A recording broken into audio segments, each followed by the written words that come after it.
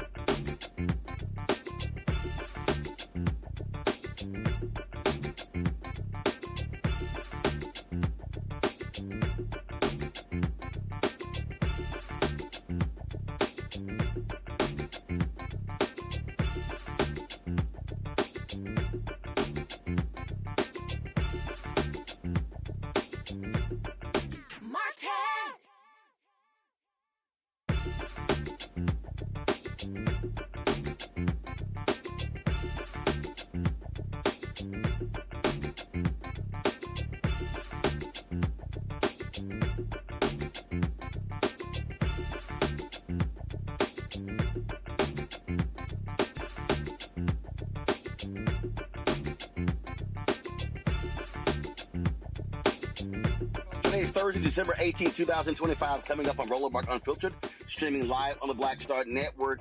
Donald Trump loosened marijuana laws. We'll talk to a Georgia state representative about that very issue. Also, Georgia Senator Raphael Warnock fires back at Donald Trump over his remarks regarding faith. Speaking of this idiot Trump, he gave a rambling, incoherent, angry speech last night, but it's your economy. So how are you still blaming Joe Biden? And how dumb is MAGA? They're renaming the Kennedy Center, the Trump Kennedy Center. I'm sorry, that's a job of Congress. You just can't rename the department. Lots to talk about today on today's show. It's time to bring the funk on Roland Martin Unfiltered on the Black Star Network. Let's go. He's got it. Whatever the biz, he's on it. Whatever it is, he's got the scoop, the fact, the find. And when it breaks, he's right on time and it's rolling. Best believe he's knowing. Putting it down from sports to news to politics. With entertainment just for kicks, he's rolling. It's on go, y'all. It's Roland Martin, rolling with Roland now. He's funk, he's fresh, he's real, the best, you know he's Roland Martin now.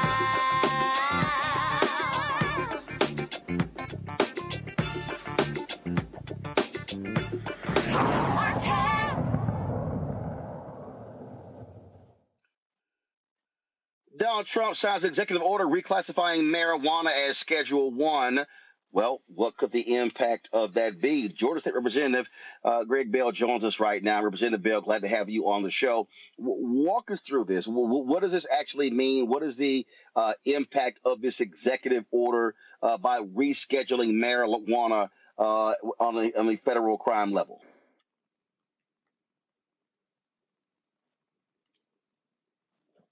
Hey, good to be with you, Roland. How's it going today? Great. Great. Pleasure to be with you from the great state of Georgia, where we believe in the green economy. Okay, so walk us through. What is this, by the reclassification, what does it actually mean? All right, so it means that we'll be able to get marijuana products, CBD products, as over-the-counter medication, just like over-the-counter medication. Marijuana was classified as a psychoactive drug, a Schedule 1 drug, along the lines of LSD, heroin, and meth. Now it's being reclassified, such as Tylenol, a sleep aid, aspirin, NyQuil. So no longer will it be scheduled as a drug or a narcotic substance, meaning that one cool thing. Say it again. No, go ahead. One cool thing that means is for a lot of those that want to invest in marijuana, that they have more safer investments now that prior to the industry, what you would see was a lot of individuals having money, getting financing. In Georgia, I know a couple of businesses that actually had their bank accounts closed because they were quote unquote dealing with narcotics. So now you also have individuals that would be able to get loans, business applications, bank accounts as well, who are working in the marijuana industry.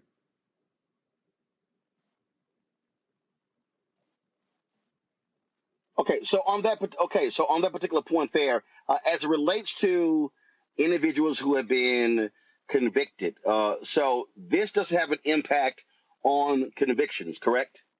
Not at all. This does not have any impact on convictions. If you have been previously convicted, have an arrest record due to marijuana substances, this does not change that at all. Unfortunately, this does it impact federal law enforcement? So, for instance, when Donald Trump, when he put all of these federal law enforcement officials and National Guard on the streets of D.C., they were stopping people saying, "Hey, you can't smoke marijuana on your porch or outside." So what impact does this have on law enforcement and marijuana? Well, federal law enforcement shouldn't be enforcing those policies anymore now that it's scheduled as Tylenol or a normal over-the-counter medication. Where the difficulty was coming with local law enforcement, your state patrol, your city police, your county police, your sheriff. No. I don't mean local. Yeah, I don't mean local. What I mean is now with this reclassification as Schedule 1, that means federal law enforcement,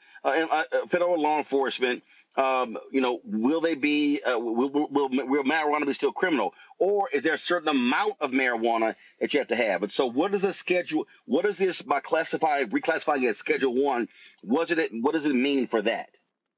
Well, for that, again, the one thing means interstate transfer. You would be able to move across state lines with amounts of marijuana. Previously, before individuals would get cases, RICO cases, if they were moving marijuana across state lines. Now that it's been federally declassified, the DEA, CIA, FBI, all those letter organizations shouldn't be going or prosecuting individuals for having marijuana. Now, while looking at the policy, it doesn't have a specific amount that I've been able to find yet of how much a person should, or could have on them now that it's been declassified. But the prosecution or the prosecution of a person due to having this controlled substance federally, I want to draw that, like we said, we spoke about federally, there's a big distinction between federal, state, and local. Federal, those agencies should not be prosecuting people.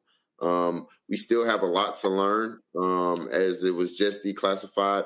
They didn't have a number amount or a weight amount associated with the declassification. So theoretically, there could be, say, if you have 10 pounds of marijuana in a legal state, again, even though it's federally declassified, if your state hasn't declassified, you will still be at risk of being charged for a crime, marijuana crime.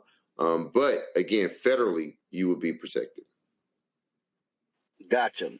So it's a whole lot to unpack once they get really, it's not like his executive orders are actually specific. So once we get more information, we'll have a better understanding of exactly what all this executive order covers. Oh, yes. So just to be safe, do not smoke or roll marijuana in front of the police just because this order has happened. Again, your state laws have not changed.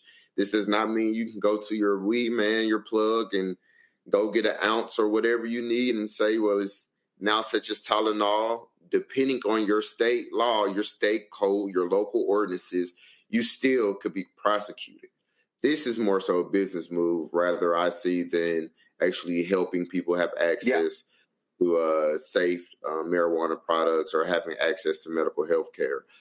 Some of the biggest players in this are pushing from the cannabis lobbyists, not from like any lobbyists. I don't think real lobbyists care about people. It's about cents, coins, and dollars. You had stock falling in the cannabis industry. You had individuals having trouble with investments and growing the cannabis industry. So I really see this as more of a capitalistic ploy to make more money. While I do agree with it, let's not be hoodwinked or bamboozled to think that President Trump cares about us. I absolutely agree. So I wouldn't be surprised to be learning in the next days or weeks that he has some kind of cannabis investment. So that would not shock me at all. Well, I know Medicaid is they are piloting a Medicaid program for CBD with this. So I wouldn't be surprised if we got Trump Kush next week or Trump cannabis or something to that effect where he has his hands in it again.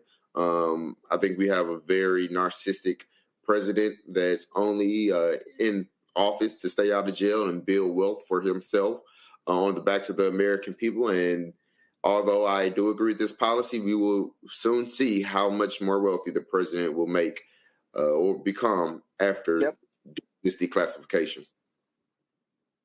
All right. Representative Bell, we surely appreciate it. Thanks a lot. Anytime, Roland. And thanks for what you're doing to keep spreading the message and fight the power. Yes, sir. Appreciate it. Thank you so very much. Folks, got to go to a break. We'll be right back. Roland Martin Unfiltered right here on the Black Star Network.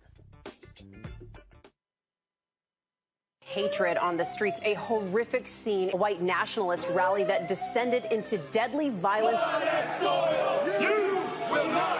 White people are losing their damn minds. As an angry pro-Trump mob storms the U.S. Capitol, we're about to see the rise of what I call white minority resistance.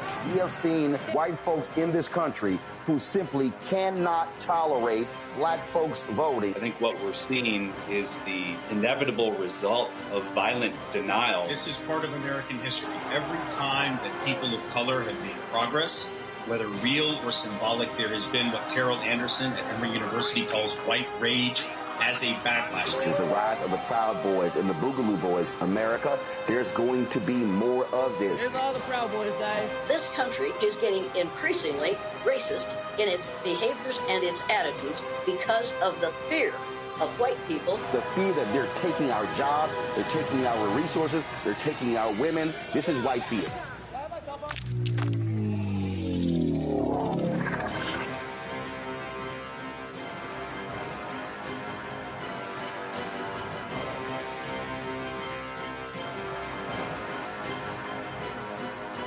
Said the quiet part out loud.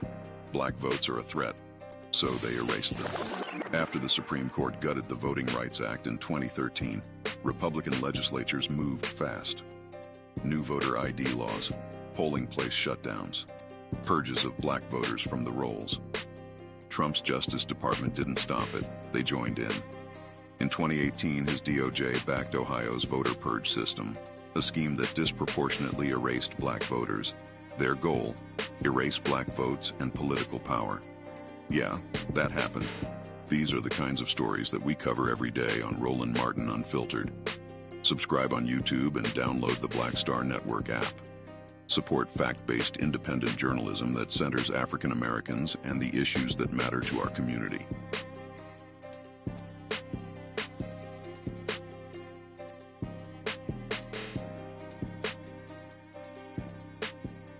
If in this country right now, you have people get up in the morning and the only thing they can think about is how many people they can hurt, and they got the power, that's the time for mourning. For better or worse, what makes America special, it's that legal system that's supposed to protect minorities from the tyranny of the majority. We are at a point of a moral emergency. We must raise a voice of outrage. We must raise a voice of compassion. And we must raise a voice of unity. We are not in a crisis of party versus party. We are in a crisis of civilization, a human rights crisis, and a crisis of democracy itself. And guess what? You've been chosen to make sure that those that would destroy, those that would hate, don't have the final say, and they don't ultimately win. This week on A Balanced Life with Dr. Jackie, we're talking about the ups and the downs of the holidays, the ebb and flow of life, those things that keep us running and gunning. But you know there comes a time in each of our lives where we need to just sit down, sit back, and relax, giving you a chance to really find out who you are and how you're going to move your life forward. How do I learn? How do I grow from this? And that's where, resilience comes. So I'm literally walking this out in real time. It's just giving myself all the grace, all the space, all the permission that I need. We're talking about all of these things this week on A Balanced Life with Dr. Jackie here on Black Star Network. This week on The Other Side of Change. Book bans, anti-intellectualism, and Trump's continued war on wisdom. This is a coordinated backlash to progress. At the end of the day, conservatives realized that they couldn't win a debate on facts. They started using our language against us, right? Remember when we were all woke and the woke movement and all that kind of stuff? Now everything is anti-woke, right? When we were talking about including diversity, equity, inclusion, and higher education, now it's anti-DEI. All this are efforts to suppress the truth because truth empowers people. You're watching The Other Side of Change only on the Black Star Network. Hey, I'm Tasha Cobbs, and you are watching Roland Martin Unfiltered. But I need a little filter. I need something. Blow me out. Make me look 35.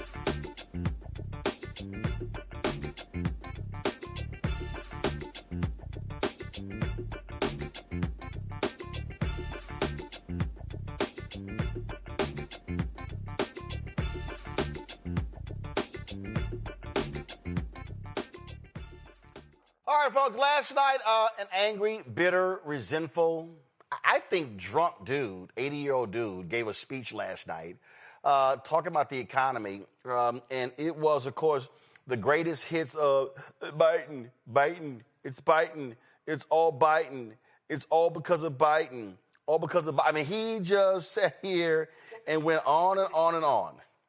On and on and on. And all he did was just blame former President Joe Biden. Here's the problem. This is the 11th month. This is on him. This is the 11th month. And what you saw was this constant whining, this constant whining about the economy. Now, if you run the numbers,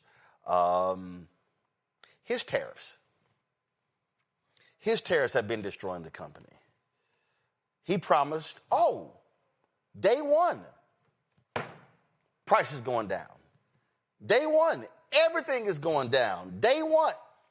And the dumb people bought it. The MAGA folks fell for it. Oh, yeah. We need a businessman back in the White House.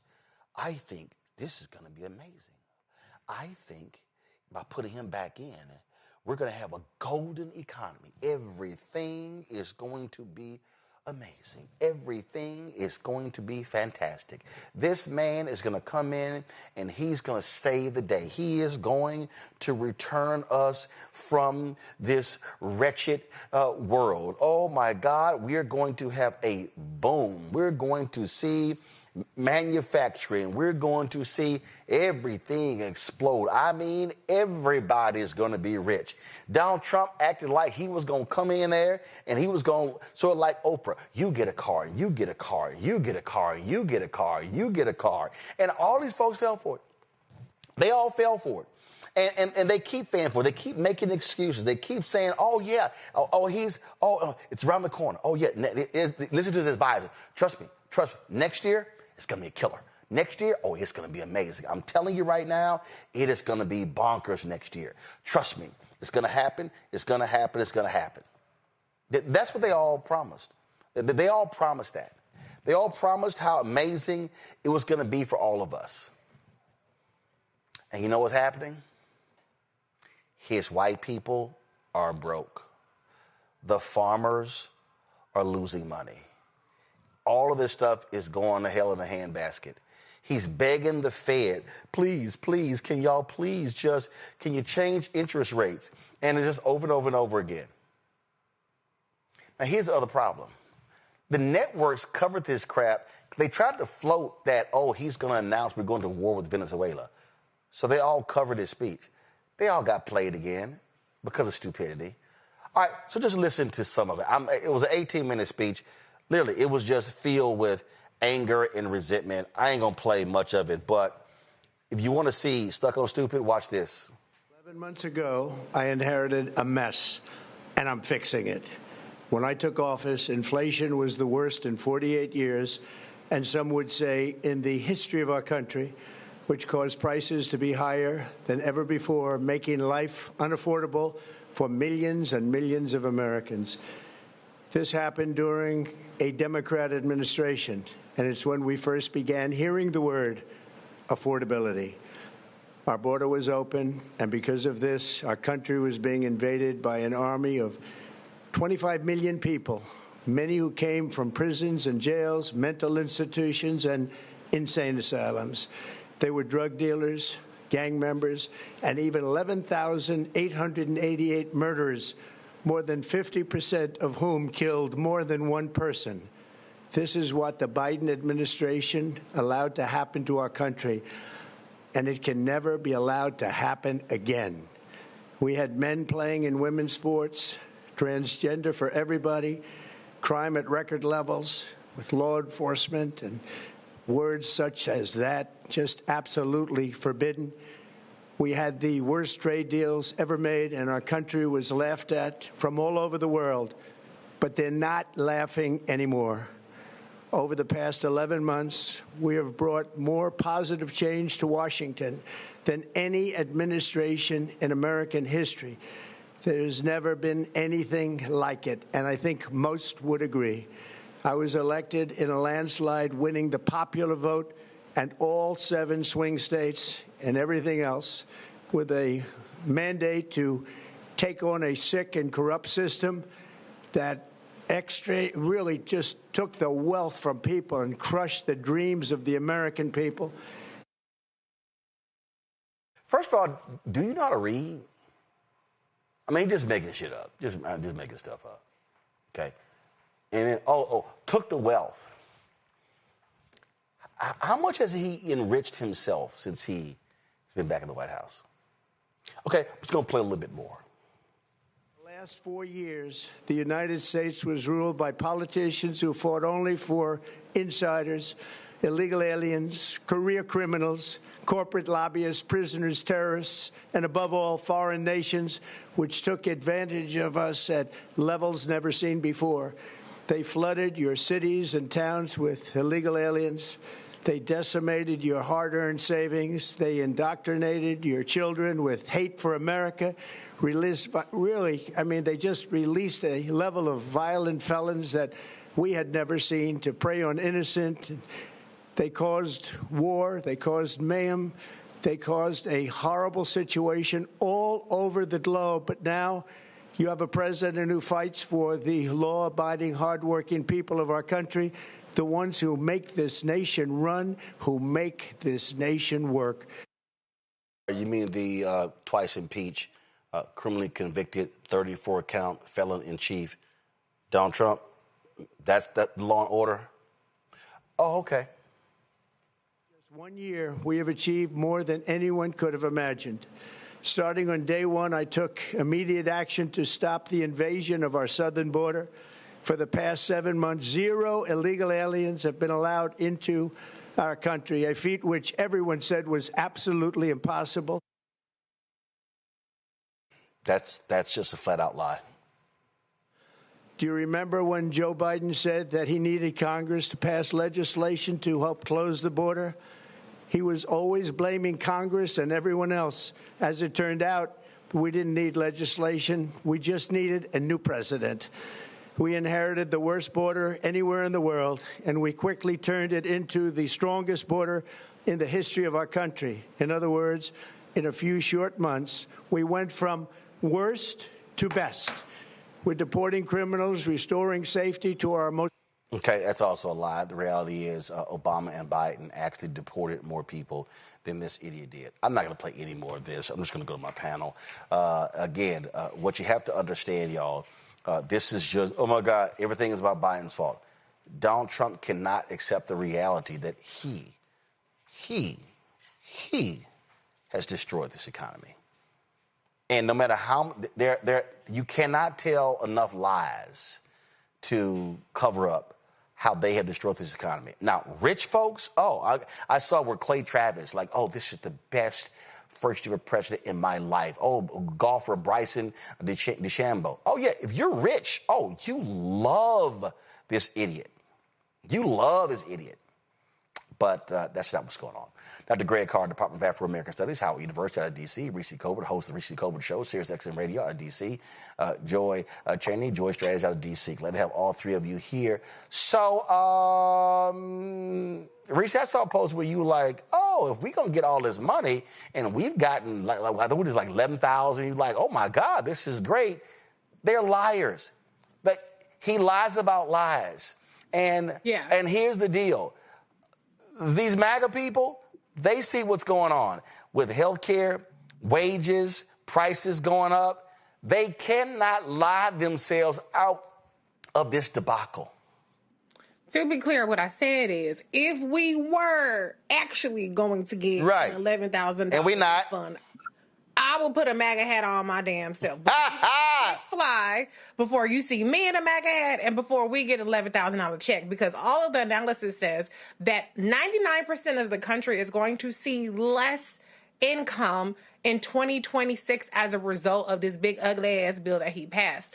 And here is one thing I do very much enjoy about the fact that Donald Trump was given this platform to lie in front of the American people for 18 minutes, is that all he did was sit up here and raise expectations for what he can actually accomplish. Expectations that are in no way, shape, or form going to be fulfilled. People are going to lose money when they file taxes. People are already being pinched in their pocketbooks because of these tariffs.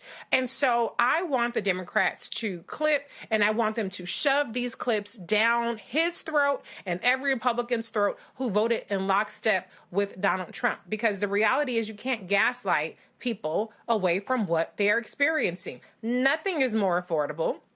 Housing for fuck sure isn't. Groceries aren't. Nothing is cheaper, and nothing is going to be cheaper, because eventually all of these businesses that have been kind of, holding their fire in terms of raising prices are going to have to raise their prices because Trump is not backing down on these tariffs. Now, if we get lucky, the Supreme Court will overturn it, and then that's a whole nother beast that people are going to have to deal with. But Donald Trump's policies have been the singular biggest wrecking ball, not just in the American economy, but internationally. It has killed manufacturing jobs. 1.1 million jobs have been lost. Nothing has been fixed. You could say Somalians, you could say trans, you could say whatever little boogeyman you want, but the reality is that you were supposed to fix this shit on day one, and it's still fucked up.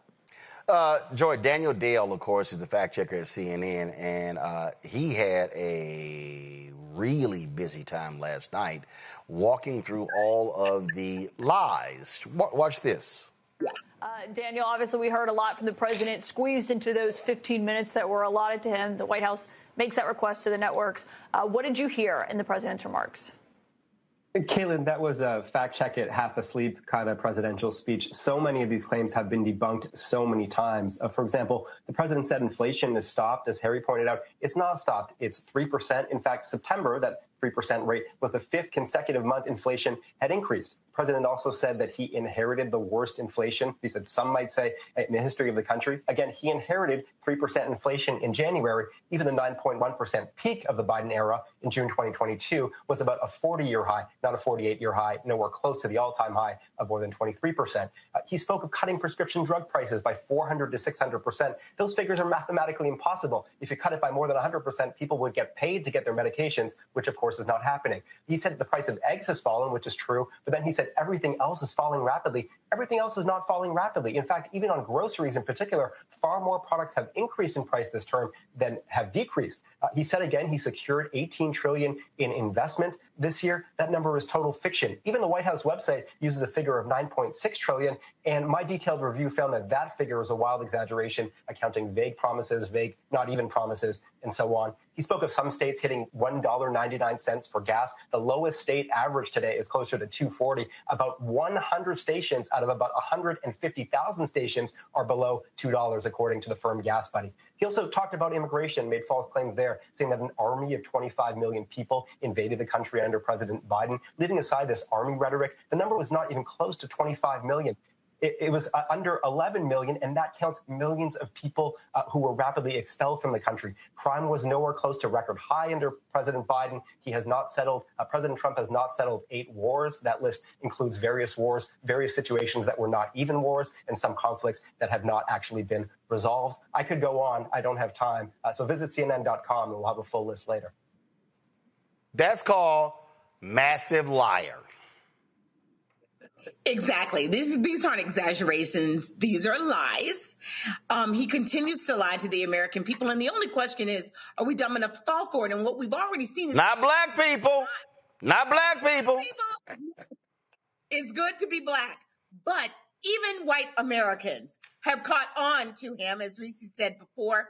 We already know the consumer confidence. People are really concerned about the future, their present, but also their future. Whatever, dips and goes over 1 month to the other, overall, they feel like they are paying more and earning less. And while there may be some increases here, some decreases there, the fact of the matter is the economy is not better under Trump, it's worse under Trump. And there's no amount of gaslighting he can do to make that not so. It is clear that his tariffs are part. It's clear that the Republican party's inability to address the looming healthcare crisis that is coming. The only thing Reese didn't get a chance to mention were tax credits, and that premiums are going to increase, in some cases double, some places triple what they were in 2025. Americans already know this, and yet the Republican Party left D.C. without addressing it, and they absolutely could have. Let's have 1 year extension. You know, maybe Democrats would have supported it. Maybe they wouldn't. We were looking for 3 years, but they could have come to the table. They did not do it. They were willing to shut down the government over it. And then they said they were going to try to work on it, and they have not done so. They have not done so. So people, all 21 million Americans are going to see a huge spike. And P.S., it's not just them. Right. There will be residual effects on the rest of us. This is malpractice of a grand order, and Donald Trump is to blame for it, no matter what he said last night. So here's one of the things for me, Greg, and again, and this is one of the problems that I always have with folks like CNN. Daniel Dale had 2 minutes. He said, "I don't have enough time." You're a 24-hour cable network. To me, see, this is what pisses. So they would rather spend an hour, 2 hours on nonsensical discussion back and forth, as opposed to say, Daniel, we're going to give you all the time that you need to lay out all of the lies, the distortions, and this is why we're in this place right now, because mainstream white media. First of all, they should have never given him 15 minutes of national airtime for that trash-ass speech. But this is the problem that we're national media. Oh, I don't have enough time. Go to CNN.com for the rest. No.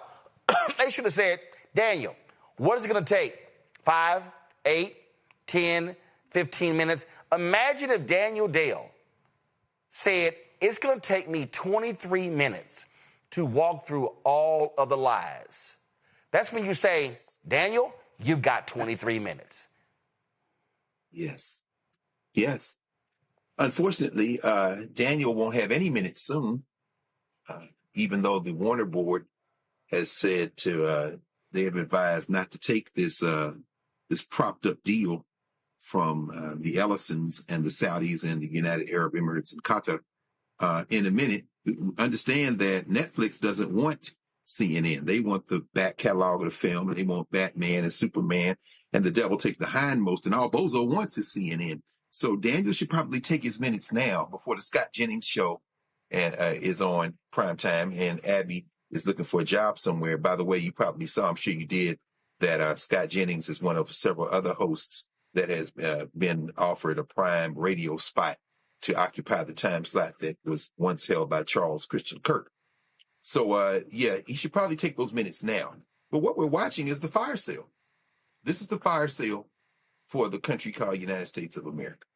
Bozo doesn't care as long as he's enriched. You know, his dead man suit wearing son-in-law running around the world with Steve Witkoff, trying to figure out how they're going to throw up these hotels everywhere from Palestine, occupied Palestine, to wherever else they could put up a hotel. He doesn't care. The ideologues are getting what they want. We saw Brendan Carr, that slip-mouth fascist, on Capitol Hill this week. Russell Vogt, that little nasty piece of work, smarming around this week. Carr telling people the FCC is, in fact, not an independent agency. And Russell Vogt doing his best now to pancake the chest of yet another facility, in this case in Colorado, the folks that try to help us understand the weather. All of this is going on, but the key element here, and we saw it on display last night again, is what Steve Bannon said years ago. Flood the zone with ish. Yep. In other words, keep the distractions going while we make these deals, while we rob you blind and a devil take the hindmost. You can't change the name of the Kennedy Center. Joyce Beatty was muted. Nobody cares because it's an act of Congress. You can't change it anyway. So what do? It was a unanimous change. And Propaganda Barbie runs out there with her collagen plump lips and spits out another lie. But point is that if you keep those distractions going, people don't know which way to go. Meanwhile, you are selling everything you can. That is what we're watching right now. Oh, yeah. And, of course, they announced today that Trump Media is joining some other company, a $6 billion deal. That company ain't Trump. Y'all, I got more revenue as a company than Trump Media has made. But their stock fell 75%. And now, after announcing this scam of a deal, now it goes up 33%. It's all insider trading. One of the people I love to death is Jessica Tarloff, because she sits on Fox News on the 5 and corrects those ignoramuses, especially that idiot Greg Gutfeld, and even dumber Jesse Waters. I mean, it's hard to get dumber, but Jesse Waters does an excellent job at doing it. So here's Tarloff giving them the business and exposing, again, Trump's massive lies. Went up, Jessica. He said unemployment is down. It's up to 4.6%, where it hasn't been since 2021. He said that he secured $18 trillion in investment. I asked Grok about that, and Grok said the White House own tallies list totals at around 8.8 to 9.6 trillion, but they include commitments from the Biden administration, double counting, and pledges that were likely to occur regardless due to AI development.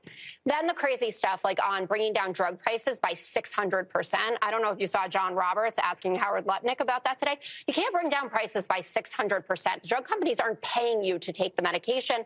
And then this warrior dividend. Now, that was the thing where I said, oh, this is going to be it. This is going to be like the Trump checks or something. This is amazing. But it's not. He's taking already allocated funds that were supposed to go towards housing subsidies for our troops and branding them with his 1776 Trump sticker. So you get a bonus, but you lose a benefit. It's not coming from the tariff pot. It's already been allocated. That is dishonest, and that is very uncool. If there is another explanation, I would love to hear it. But if that is your big marketing item from all of this, and you are just taking money from troops that are moving to a more expensive place and need extra money to live in San Diego, so you can say that you gave them a rebate that's not even from that tariff pot, not uncool. A man risked his... So Reese, you're going to love this here. So I'm looking at this video, and this woman, she's married to a soldier, and she says, my husband and I last night, we were watching Trump's speech, and Trump announced that military families are going to get a $1,776 bonus. I looked at my husband, and I said, oh, my God, isn't that great? Anybody in America should be celebrating that our troops are going to get a $1,776 bonus. As Tarloff said, you're not getting a bonus. Congress actually authorized a housing allowance for members of the military. Trump is taking your housing allowance that was authorized by Congress, not him, by Congress, and now is convincing you idiots that you're getting a $1,776 bonus. This is how stupid MAGA is. Well, it also shows how unserious Donald Trump is about actually solving problems. You're taking an actual solution, which is giving military personnel a housing allowance, and then you're branding it as some sort of warrior Trump check. Get the fuck out of here. And why is housing so expensive? I thought Donald Trump was supposed to solve the fact that housing prices are so high by kicking out a whole bunch of people. But he's not solving it, because the reality is what's driving housing prices is all this algorithmic rent pricing collusion and Wall Street investors buying up all of these homes. That's what's actually creating it. And guess what? Deporting a whole bunch of people and making people too afraid to come to construction sites is also not helping replenish the housing supply. And so, yeah, if people want to sit up there and get excited about the same money they were already going to get, okay. But Donald Trump cannot unilaterally issue checks. That's why you ain't got no Doge check. He went from $5,000 Doge check to $2,000 tariff rebate check. You're not getting that either. And now these military personnel, God bless them, they deserve a housing allowance. But that ain't a bonus. That is to survive. And this is the thing, Joy, that I find just hilarious. They fall for the okie dokie, the banana and the tailpipe every single time. And they go, look at this. Donald Trump loves us. He cares about us. And I'm like, no, fool, no, he don't. And here's the other deal. Okay, the Senate just authorized a $900 billion defense deal. We are on the brink of spending $1 trillion annually on the defense budget. If you actually want to give troops a huge bonus, how about you say to the military contractors, if you go over budget, y'all pay for it? How about the annual $150+ billion in waste? because the Pentagon has failed an audit 7 consecutive years. That's a great place to grab a bonus. But again, what this is, by the way, Trump is also laying off 35,000 people in the Department of Veteran Affairs. It's also going to decimate the veterans' health care. So when these veterans' wives and these vets post these videos, how about you actually, as Paul Harvey would say, now the rest of the story? Exactly.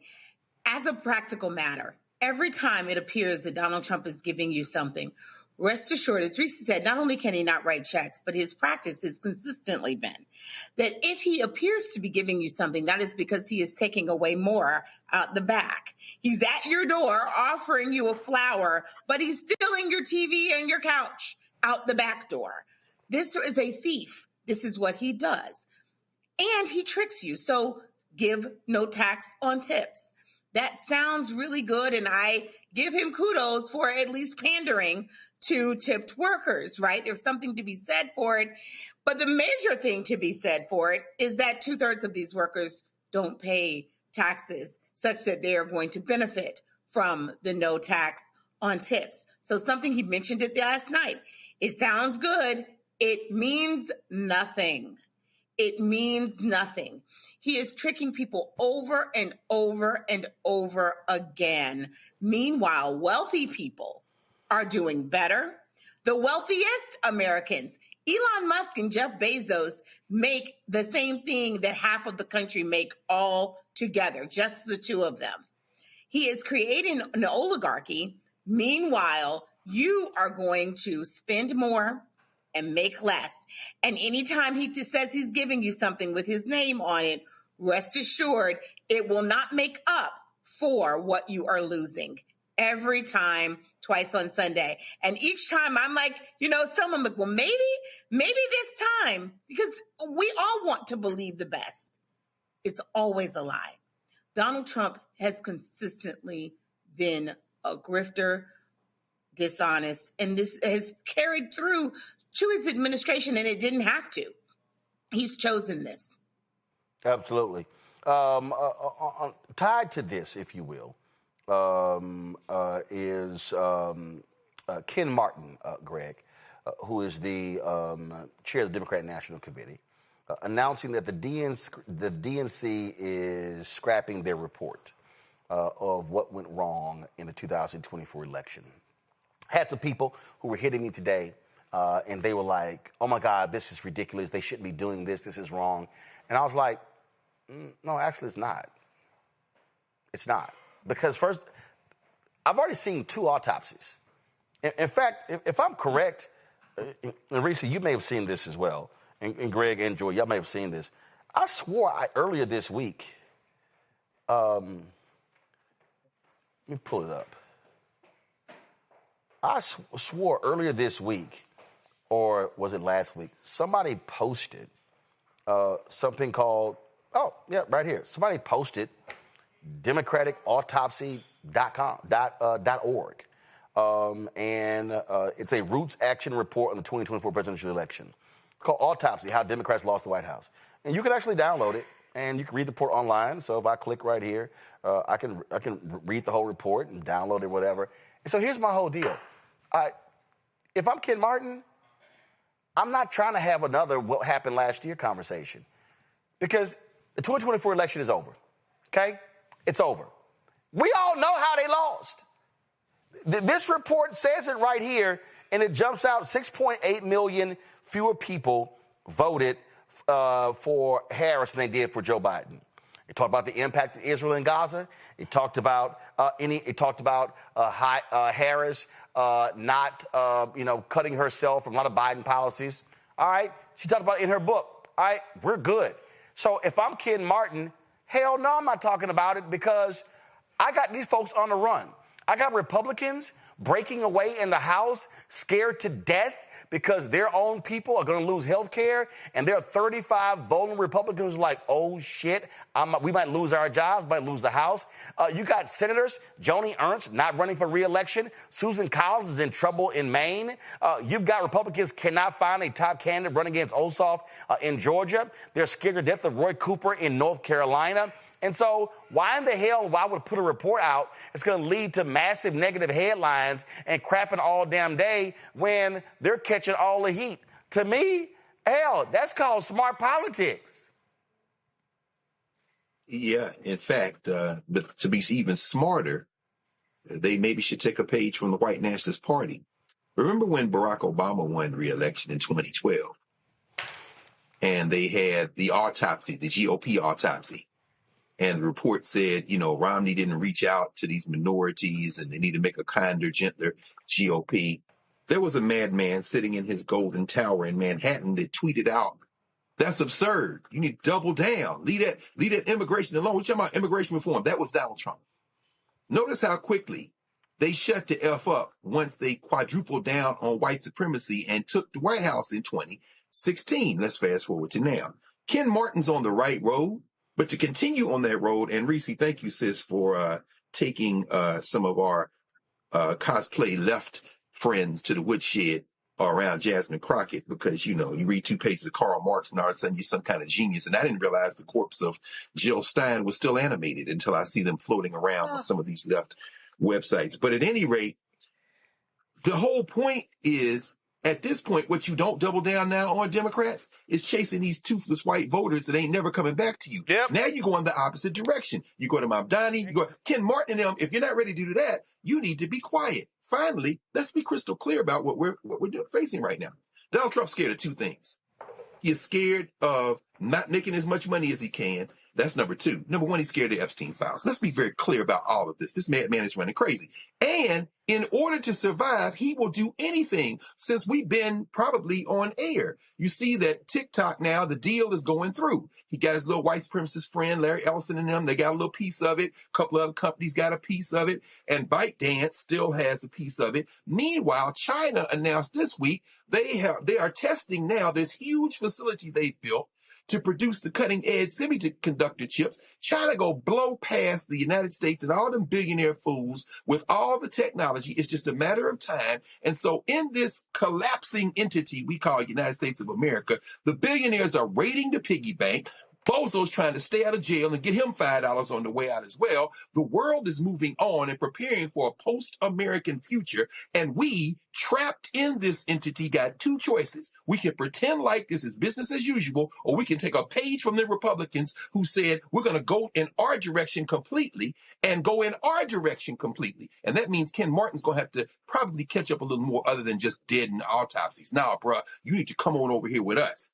When you're in a media game, Reese, what you don't do is invite you getting pimp slapped. And we all know what would happen. If Ken Martin released this report, CNN, Fox News, MSNBC, ABC, NBC, they will all be booking James Carville, Paul Begalia, every strategist in the world. What if they do? This was bad. This was awful. You would have nothing but, they would knock Republicans off the front page, off the front of the website, off the main line on the stories, and it will all be about how awful Democrats ran in 2024. We already know that. So, like people come up to me all the time, and they say, and they're stunned. They say, dude, I mean, like, you just moved on. I was like, yeah. The election was Tuesday. I was focused on 25 on Thursday. And they were like, I don't understand. We're so hurt and depressed. I went, she lost. I said, I'm sorry. I can't sit here and expend energy on losing. My whole deal is, what's the next race? And then what? That's why I was like, no, my mind's on the Wisconsin Supreme Court race. No, my mind is on those constitutional amendments in Louisiana. No, my mind is on this mayoral race and this race and this race. I'm like, yo, you can get caught up in that. And then people come up to me, Reese, I know that happens to you as well. Reese, who's going to be the nominee in 28? Fool, we sit in 25. Right. I tell everybody, I ain't talking 28. I ain't talking 27. I'm not talking 26. We're going to finish out 25. And then after the holidays, we're focusing on the primaries that are coming up in March, in April, and May. We're going to deal with those. And then once the primary is over, in those primaries, then we're going to deal with the Florida primary, which is in August, and the other one's in August. And then after that, we're going to deal with November. That's where the focus has to be. Right. Well, first of all, Republicans are getting their asses kicked right now. Yeah. So why the hell would we sit up here and change the motherfucking topic? You don't throw nobody no life jacket. You go, I'm gonna let your ass drown. Yeah, and the reality is we're in a different world than whatever political calculations these dumb motherfuckers made when they stayed their asses at home or when they switched over to vote. Bitch, welcome to Trump Crow. Because it is a whole lot fucking worse than your complaints about Biden is inflation is high. Oh, inflation is even higher and it's not going down. And so if the results that we've been living in over the past 11 months aren't enough of a wake-up call to those 7 million fuckers, to those 89 million fuckers, to the 75 million fuckers who voted for Trump, then what the hell is a goddamn PDF going to do? It ain't going to do a goddamn thing. So moving right along, figure the shit out, how it works best in your particular race. But I'm actually happy that Ken Martin recognized that in addition to what it gives the media to do in terms of changing the subject, because they don't really want to talk about how fucked up Donald Trump is. They really want to talk about Democrats. Yep. I'm glad that he didn't really take the bait. And I personally don't want to hear shit about the Ohio white voter. I don't want to hear anything about that. And so I'm interested in listening to the people who have a solution for getting our disaffected and disillusioned voters off the damn couch.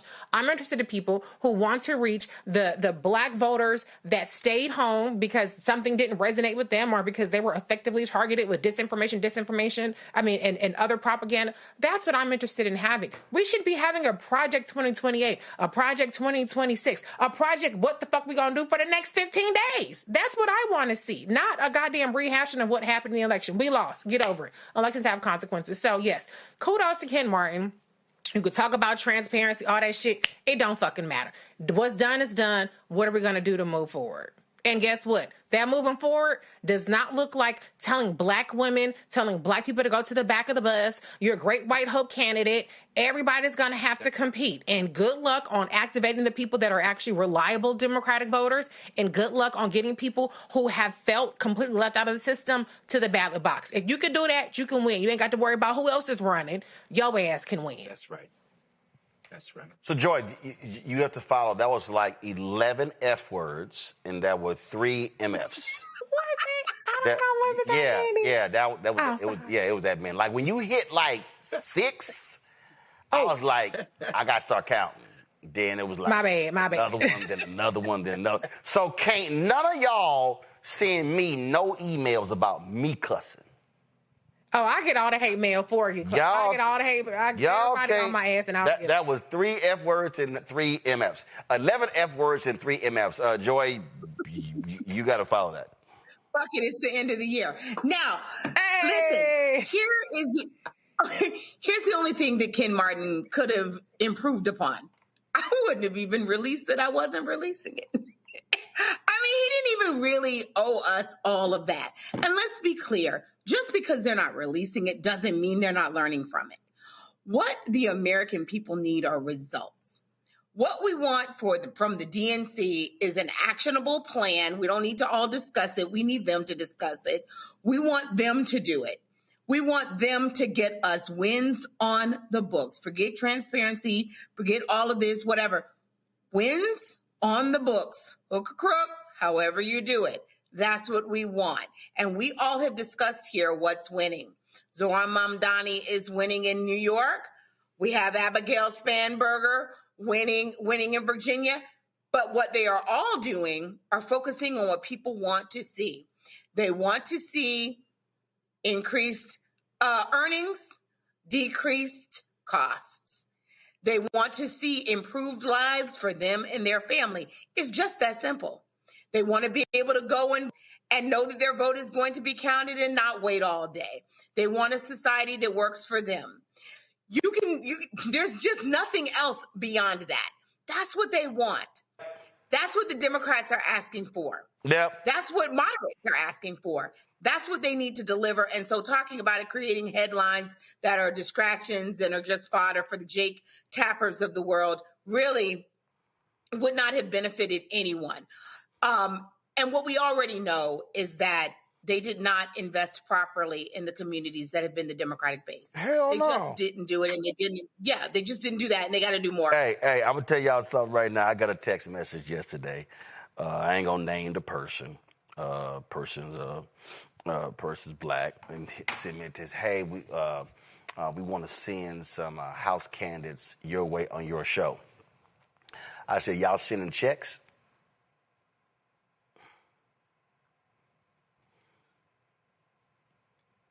I said, let me be real clear. The DCCC didn't spend any money on ads in 2024. The DSCC didn't spend any money on ads in 2024.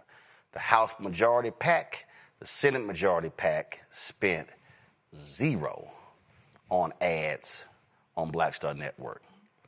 Oh, and I know they gave money to Sinclair, Comcast, Disney, Fox. I mean, I can name Nexstar, all the companies. And I made it clear, don't send me no names if y'all ain't advertising. Because guess what? This infrastructure that we built, and just understand, I've hired 3 people in the past week. I'm about to make a big hire for BlackStarNetwork.com in the next week. All that stuff costs money. So, see, we ain't playing this game. We ain't playing this game because, I stay my ass at home. There's a whole lot I could talk about right here from the studio as opposed to getting on the road and traveling around the country and disrupting my sleep and eating patterns because we out there. But again, folk need to understand something. We ain't playing no games. And see, I ain't going to sit here and have conversation with the folk in the 3rd week of October about, are y'all going to spend anything? Let's just be real clear where I stand on that. And for all you Simple Simon Negroes out there who like, you got to check, you got to check, you got to check. Well, guess what? They going to run ads on iHeartRadio. They going to run ads on Urban One. They going to run ads on Cumulus. They going to run ads on all these media companies. It is projected that next year, the 2026 election, $10 to $12 billion is going to be spent on the 2026 midterms. Black-owned media, stop acting like a crumb is a meal. That's why a whole bunch of black-owned media people right now are suffocating, look like they got emphysema because they broke, because they keep sitting here promising you meetings, and that's all you get paid in is meetings. So we ain't going to do that. I'm letting y'all know. And let me be real clear before I go to break. This ain't just politics. I've said to Netflix, Apple TV, Prime Video, Peacock, Paramount Plus, Stars, Showtime, HBO, do not call me trying to get celebrities on my show to promote a new show y'all got if y'all unwilling to advertise. Because if y'all value my audience enough to want to promote the show and the celebrity to them, then y'all should be cutting a check as well.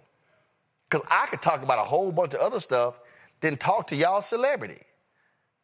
So again, that's the difference when you have integrity and decency and principles where you say, you're not going to play me small. Or as Wesley Snipes said in the movie Rising Sun, wrong Negro, wrong century. I'll be right back. Roland Martin Unfiltered on the Black Star Network. Support the work that we do. Join our Bring the Funk fan club. If you want to contribute, Cash App, use the Stripe QR code. You see it right here, bottom left-hand corner. PayPal's R Martin Unfiltered. Venmo's RM Unfiltered. Zelle, Roland at RolandSMartin.com. Roland at RolandMartinUnfiltered.com. Checks your money order. Make it payable to Roland Martin Unfiltered. P.O. Box 57196. Washington, D.C. 2003 7-0196. Back in a moment. One ad drop and then come back to me. Right now, I'm gonna do Sam around 7:20. I'm gonna do this Kennedy Center discussion, and then put them on set. That's the time for mourning. For better or worse, what makes America special, it's that legal system that's supposed to protect minorities. I got it. Just one commercial drop, come to me. We are. I got it over here. Just be ready to sit here. We must raise a voice of outrage. We must raise a voice of compassion. And we must raise a voice of unity. We are not in a crisis of party versus party. We are in a crisis of civilization, a human rights crisis, and a crisis of democracy itself. And guess what? You've been chosen to make sure that those that would destroy, those that would hate, don't have the final say, and they don't ultimately win. Hey, what's up, everybody? It's Godfrey, the funniest dude on the planet. And you're watching Roland Martin Unfiltered.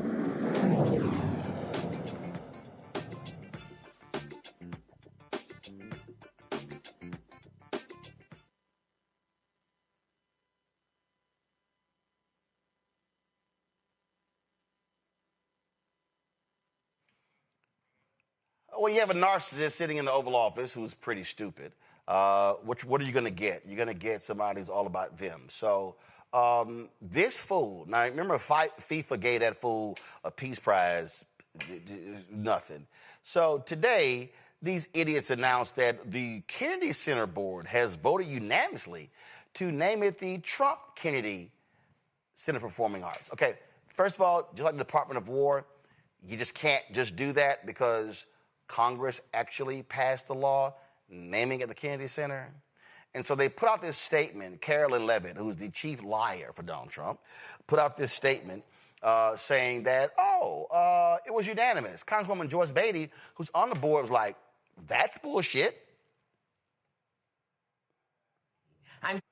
I'm Congresswoman Joyce Beatty. I'm sitting here in my congressional office in Washington, D.C., just ending a call with the Kennedy Center, where I serve as an ex officio member.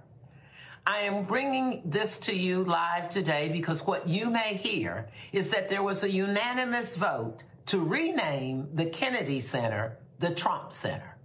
Be clear, I was on that call. And as I tried to push my button to voice my concern, to ask questions, and certainly not to vote in support of this, I was muted. Each time I tried to speak, I was muted. Participants were not allowed to voice their concerns who were online. Yet it was said at the end, it was a unanimous vote. Clearly, the Congress has a say in this. This center, the Kennedy Center, was created by the Congress. I think it's important for us to know that this is just another attempt to evade the law and not let the people have a say. As a strong supporter of the arts, as someone during my entire time here in Congress, I have participated in the Kennedy Center's programs, and I salute all the artists who have performed there. They lied, Joy. Again, they lied. And again, you just can't just change stuff.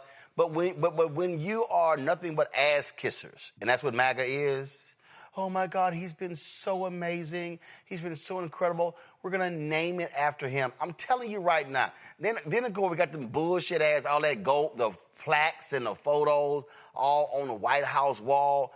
Yo, I'm telling you right now, when they get that ass whooped in 28, listen, see, Joy, I ain't gonna never ever work for a politician. But I'm telling you right now,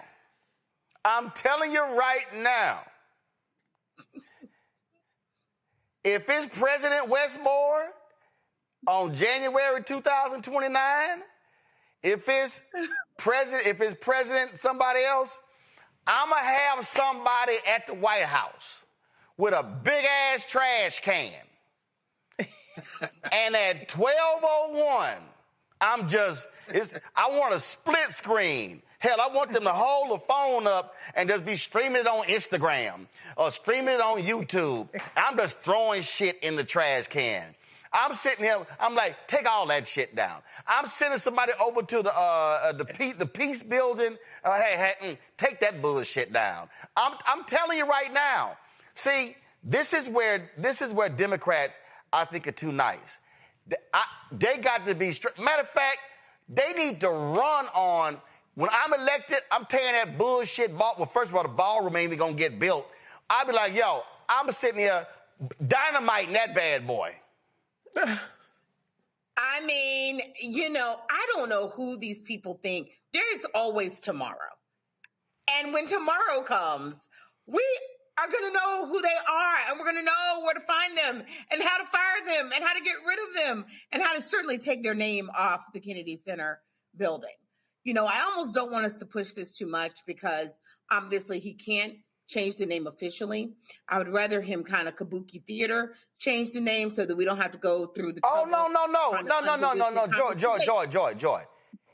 He's going to send somebody over there to put his name on the side of the building. Oh, to be sure. To change from Department of Defense to Department of War. They've already been taken. It's going to cost $2 billion. They don't care. They don't care. I'm just saying that whether it's officially there or not, we can always undo it. It'll cost us money, but it'll be well worth it to try to wipe this authoritarian period off the history books, or at least so that we don't have to see it every day, and to really show that we're putting down what is this authoritarian insurrection that's happening by MAGA against the people of the United States. But here's what I would say. I hope that media who are reporting this story really focus on the fact that they didn't allow people to really say their piece and to vote, and that that's not legitimate. Because I feel like Joyce Beatty, if she had not come out so forcefully, we never would have known what really happened. And the other members You ain't going to see that clip. You ain't going to see that clip on CNN. Right, which is a real shame, because the notion was that everyone on there agreed and that they agreed to do this, when that's a lie. And so much of this is a lie. What is true is that the Kennedy Center is in financial strain. The Kennedy Center has had a decline in subscriptions, a decline in shows wanting to come there, a decline in audiences. No business could do this work and be sustainable. Hell no. Hell no. What is great, however, is all the other theaters. I'm a theater go on Sunday. I'll be at the Shakespeare Theater watching Guys and Dolls. Yep. All theaters. I was at a theater last week. They're brimming with we ain't got to go there. We ain't got to go there. Reese, I'm telling you right now. Y'all remember 5 years ago? Matter of fact, it's almost to the day. It is to 5 years. This is the 5th anniversary of Kyrie Irving burning sage at the Boston Garden. This is exactly what I will be doing to every federal agency, Reese. When, we removing all evil, nasty ass spirits. And then we firing everybody on every board, every commission. We ain't even waiting till the following week. Everybody getting fired day one. Well, listen, it is it's the 35th anniversary of Waiting to Exhale. So I'm going to channel another iconic moment, which is Bernadine burning all that shit down. She went in that closet. Everything got to go. Hell, she was even burning Rolexes. That's the kind of energy that we need to have when it comes to undoing, dismantling every bit of damage and carnage and vanity and ugly ass tacky decor that this man with his illiterate self who has to talk about what he wants people to type out because he can't barely fucking write or read. Take all that shit out. Take all of it out. Don't leave nothing up there. I don't care if you do like it. Still take it out. But what bothers me so much about what he's done to the Kennedy Center is not just the naming of it. I'm actually, as disgusted I am by it, I'm happy that it will be so blatantly obvious that this man has put his grubby, degenerate, funky ass hands on the institution so that everybody knows that it's illegitimate. But it saddens me that it is now an illegitimate institution when it was a beacon of cultural inclusivity in our country. Roland, we were sitting up there grooving and dancing before Trump was in office at the Kennedy Center with Club Quarantine in January. He has stripped from the people of D.C., the people of the United States, a place where you could affordably and oftentimes for free take in world-class culture, world-class plays, concerts, comedy, youth programming. He has taken that away the same way that he has taken a hatchet to all kinds of cultural institutions throughout this country. And so as we talk about the disgusting renaming that he has added his degenerate self to, we have to also talk about what he has actually done to bastardize the Kennedy Center and all of our cultural staples in this country. Absolutely. And what's crazy, Greg, is that that was a D.C. family, 47 years. They made the Kennedy Center ribbon and medal. This is a photo of them. Well, Stuck on Stupid is so arrogant that he decided to say, "Oh no, we're gonna just redo it." Same thing. Toss that damn medal in the trash can and bring the one. I'm telling you, listen. We got to deal with 3 years of this scumbag sitting in the White House. But what I keep trying to explain to people, Greg, this is not a moment for folk to just be sitting there pissed off, mad, and upset. This is mobilize, organize. If you cannot stop him because he's going to be sitting in the White House for 3 years. Oh, but you can take the House. You can take the Senate. This is all hands on deck. This is absolutely maximizing every single vote. And I don't give a damn. If you a woman, and I saw a video, the sister, matter of fact, it was one of them Pop the Bloom videos. She actually sent me an email and the dude was like, "Nah, I ain't really down to vote." She's like, "No, I ain't dealing with your ass." I don't give a damn. If you a dude, if you a sister, and that dude you with, his ass say, "I ain't voting." I need you to rise your ass on up. No, you can't be here. If you a bruh and you dealing with a woman, she ain't voting, you take your ass on back to your mama house. I ain't sitting here, hey, if you got some more punk ass MAGA family member, you ain't coming to Christmas dinner. You can't eat at my table. I don't give a damn. I'm telling you right now, I don't give a damn. Hey, ain't nobody MAGA at our Thanksgiving Christmas table. Because I'm going to tell you right now, it'll be hell. I ain't going to let they punk ass eat. I'm going to tell their ass, matter of fact, I'm going to sit here and say, go and get you the Popeyes, get your ass a 3-piece, and eat that shit in the car, because you ain't coming in this house with a red-ass hat. I'm being straight up serious. Wearing a MAGA hat in my house is like wearing a Klan hood. Yeah, you damn right I said it. It is wearing a Klan hood. It is wearing a Klan hood. It's not like wearing a Klan hood. It is wearing a Klan because hood. Because their attack on Black America is clear and documented. That's exactly right. I suppose the obligatory European reference would be Lysistrata, the Greek play where the women would not have sex with the men if they just refused to go to war. I guess the hip-hop reference would probably be Chirac with Nick Cannon and Wesley Snipes and them. But no sex until you all stop fighting each other in the street. But the reality is that that's the line we have to draw. You know, what you said a minute ago is very, very, very true and accurate. We have to fight the fight in front of us right now with a long-term vision for sure. I agree with you, Reese. We need a project 2028, a project, 20, whatever, 32, whatever. But we have to fight that fight in front of us and advance moment by moment. If Ken Martin is serious, like you said, Joy, you got to invite Mom Donnie, you got to invite Afton Ben. You got to sit down and have a conversation. Bring in Spamberger, but bring in Westmore if you're serious. But we know we've seen this show before. They're not going to do that unless they are forced to do it. And here's where I'm with regard to the Kennedy Center. And everybody can read this for yourself. If you read 20 U.S. Code Section 76I through L, you can see for yourself the statute authorizing the Kennedy Center. And you can see the public law that preceded it, because remember, they were going to build a national cultural center for the arts anyway. And John Kennedy was raising money. And then he's killed in November 1963. The following year, Lyndon Baines Johnson is the one who signed the law. But before that, the public law said, whereas the statute had already been floated to call it the National Cultural Center, they explicitly put in the statute everywhere in here where it says National Cultural Center, you would now replace it with John F. Kennedy. Bozo can't do it. Now, but here's the problem. What you said is true. Bring in the SAGE, bring in the construction team, bring in, but the cover story of this month's Mother Jones got a picture of John Roberts, that punk ass. And they got fingers pointing at him and says, all John Roberts' fault. Here's what you can't predict and you can't guarantee. The very same thing that they let Donald Trump get away with, when you go in there and say, take that shit off the wall, they go into court and do not guarantee that these fascists, the MAGA six, won't try to figure out a way to say, and herein lies the real issue, what we're facing right now. They are taking a jackhammer. I'm talking about that punk ass Russell Vogt.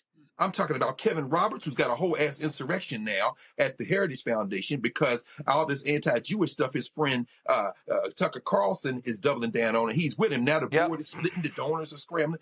The point is that they are taking a jackhammer to the institutions. Now, it may seem like, okay, all this can be reversed, but never underestimate the motivation of a good white supremacist. Remember what Susie Wild said in Vanity Fair about Russell Vogt. He's a full-ass ideologue, and he's a zealot. So please, don't underestimate the Supreme Court. Don't underestimate John Roberts and them, certainly not Alito and Thomas. They could turn around and say, President Moore, you can't take it down. Why? Because we said so. Bottom line is, y'all, take him out at the ballot box. And as far as MAGA concerned, y'all can kiss my ass. This will always be known as the John F. Kennedy Center for the Performing Arts. It is not the Trump nut house.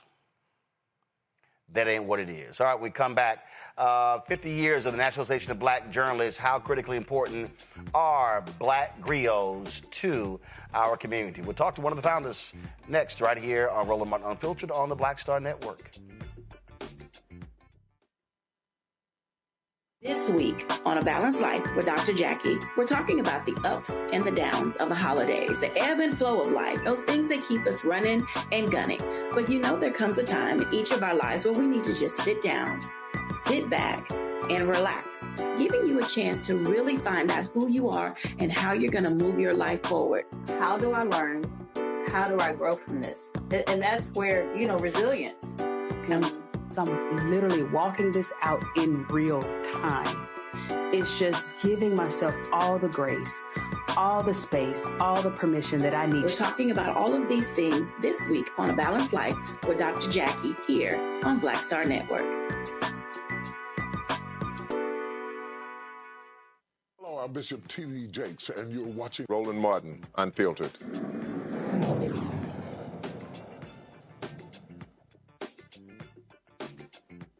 Folks, time for Black Star Network headlines with Brittany Noble. Brittany? Well, Roland, the Y News investigation finds that the majority of children in New Jersey's foster care system are Black and Hispanic.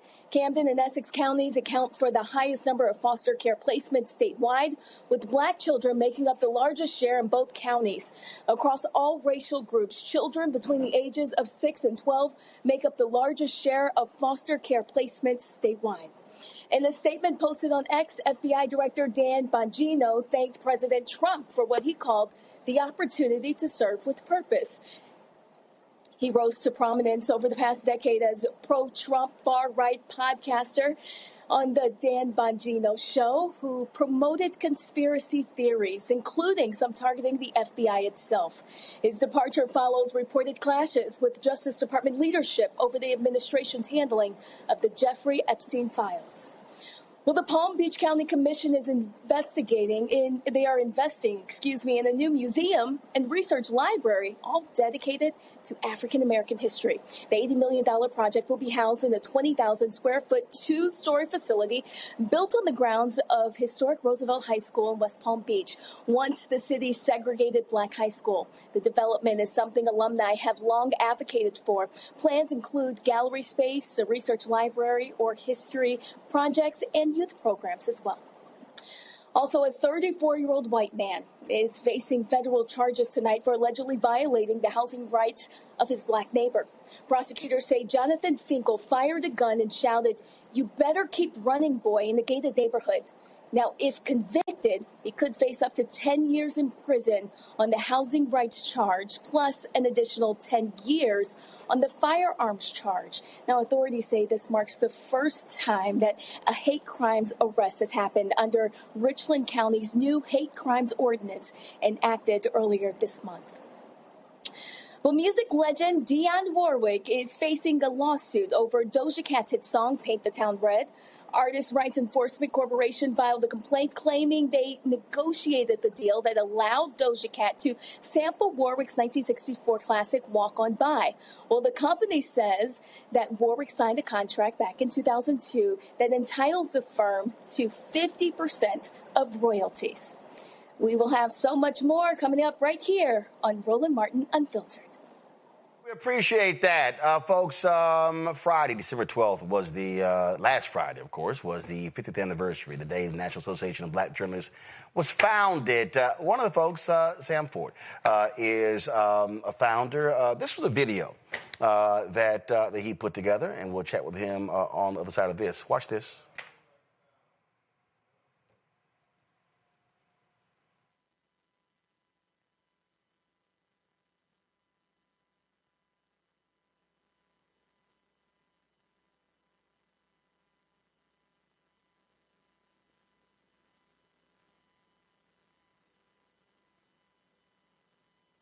Hi, I'm Sam Ford. At age 22, I was one of the youngest founders of NABJ. In 1975, I was both a grad student at the University of Minnesota and an on-air reporter at WCCO-TV Minneapolis, being trained on a fast track to become a correspondent for CBS News. Sam Ford, WCCO Television News reporting. Between those tasks, I produced a documentary on a Wisconsin Indian tribe for a group of liberal Republicans who paid me $1,000, $6,000 in today's money, and gave me a free trip to D.C. to observe a political conference. It was the third conference of black elected officials, mainly organized by black Republicans, but attended mainly by black Democrats and a large contingent of black journalists, held at Washington's now defunct Sheridan Park Hotel.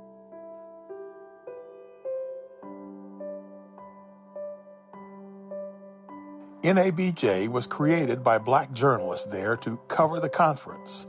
Many came there for that purpose. They were mainly from Philadelphia and Washington, D.C.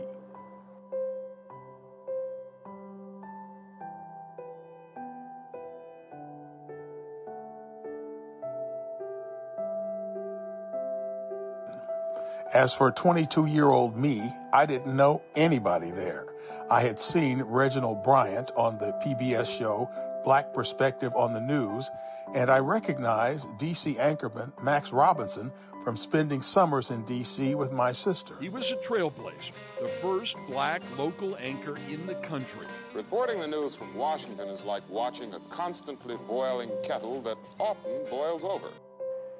At the same time as the conference, outside the White House, black protesters opposed President Gerald Ford's joining South Africa in financing a war against the leftist government of Angola. I was just there with my new Minolta 35mm camera and decided my job was to take pictures of these famous black people so WCCO-TV could add them to our news files. Wow, 34-year-old Jesse Jackson. He was next to Dr. King when King was assassinated.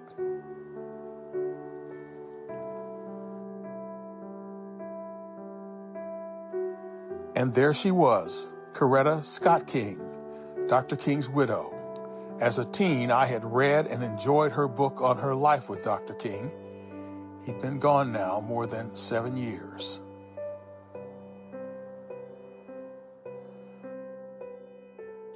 My faith in the Constitution is whole, and I am not going to sit here and be an idle spectator to the diminution of the Constitution. Congresswoman Barbara Jordan of Houston, Texas, whose voice made others stop and listen, a star on the Watergate committee that had led to President Richard Nixon's resignation the previous year. Senator Edward Brooke, Republican of Massachusetts, one of the most distinguished members until his own children later forced him from office for alleged infidelity to their mother.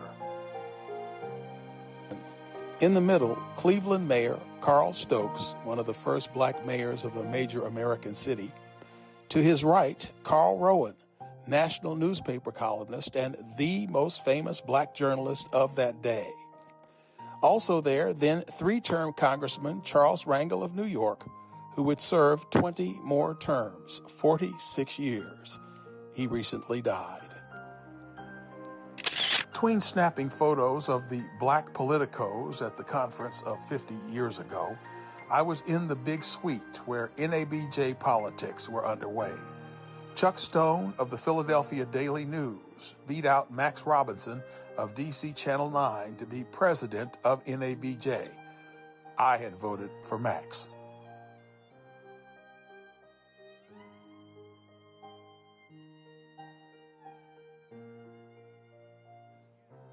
And as for NABJ regions, they pulled out a map of the Department of HEW, Health, Education, and Welfare, and pretty much made those regions NABJ's regions. And I became one of the Midwest regional directors, and proud to say, we were the first to organize a regional convention, December 1976, at the Mulebach Hotel in Kansas City.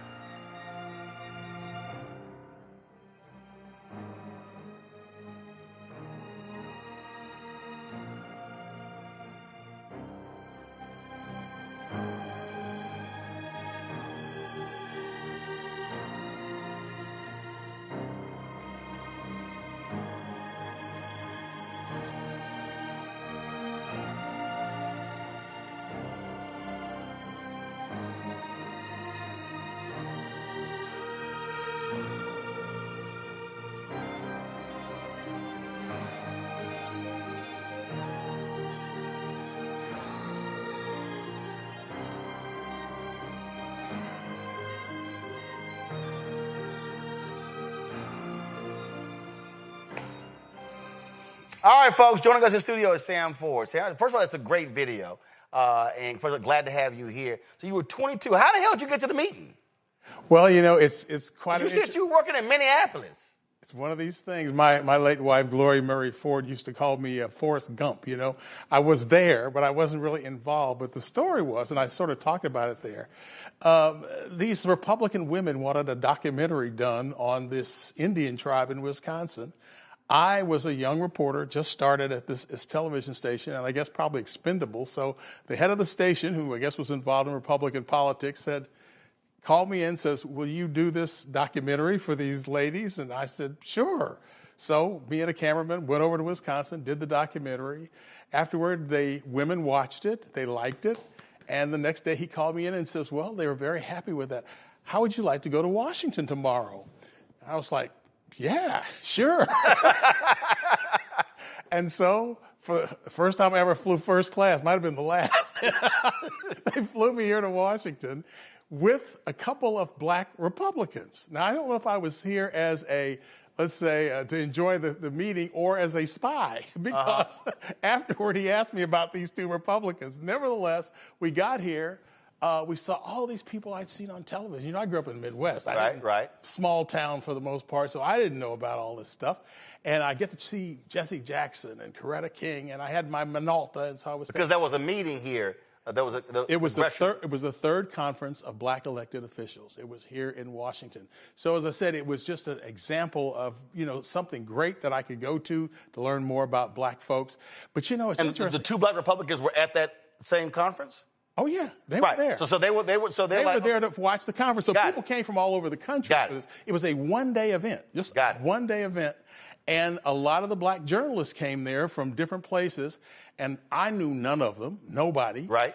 But they got together and said, go to room such and such. We're starting an organization, and so I went to this room. So here you are, 22 years old, DC. You like, all right, I'm gonna go to the room.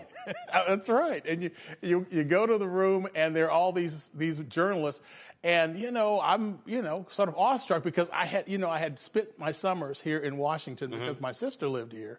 And I'd watched Channel 9, so I knew who Max Robinson was. Of course. So I was like starstruck. You got Max Robinson, Mal Good, who was the first black network correspondent at ABC. Okay. Greg, our fellow Alpha brother. And Maureen Bunyan was here. Maureen Bunyan. So I saw these people, and so then the contest started as to who was going to be the president of NABJ. And so Max had his group. Now, hold up, before you can go there. So you in this meeting, and you're like, hold up. There's an organization going on. Now we got a vote going on. So what are you doing in the room while you're watching all of the machinations happening? What are you doing? We're coming and going, basically. I'm going out there taking pictures, then we come back in here, and it's a lot of things like that, and it's laid back, really, for the most part. And again, it's an opportunity for me to see a lot of these people like Jesse Jackson and whatnot. So I come back into the room and the politicking starts. And so Chuck Stone, who I did not know at that time, is from the Philadelphia Daily News. And he was the catalyst for this meeting. Right. And he said, we can start an organization. You've got the dentists, they've got their organization. You got the lawyers, they got their organization. We need one for black journalists. So you got factions. So now you're sitting in the room and you got factions trying to sit here. Okay, who's going to do what? Yeah. Who's going to be president? Right. So Max is lobbying. Chuck is lobbying. Basically, it was the Philadelphia... Now, Max is lobbying for him to be president? Correct. Okay. And Chuck is lobbying to be president. Okay. And so... And Chuck is the one who called the meeting. Well, I'm not sure exactly who. I think it was kind of a combination of D.C. and Philadelphia journalists who got together. Because Philadelphia already had a chapter of black journalists. Correct. Go ahead. Correct. So anyway, here they come together, and it's a question of who's going to be the president. Max campaigns, we hear his spiel. Chuck campaigns, we hear his spiel. Chuck is probably more organized about this thing. Right. And he says, we're going to start this organization, and we're going to call it NABJ, N-A-B-J. That was Chuck's word, NABJ. And so they had a vote. And there were more newspaper people than TV people, and so they won. Chuck won. Who'd you vote for? I voted for Max, of course. I didn't know who Chuck was. You stuck with the broadcast people. Of course. You're like, I know him. I know him. Yeah. But first of all, I always joke with people because so a lot of people did not realize that NABJ's colors are black and gold. They didn't even realize that. The colors are black and gold. Well, certainly this year on all the decorations, 50th anniversary, yeah. Because Chuck Stone's also an alpha. Oh, really? We were had. You don't even realize that. You don't even realize that.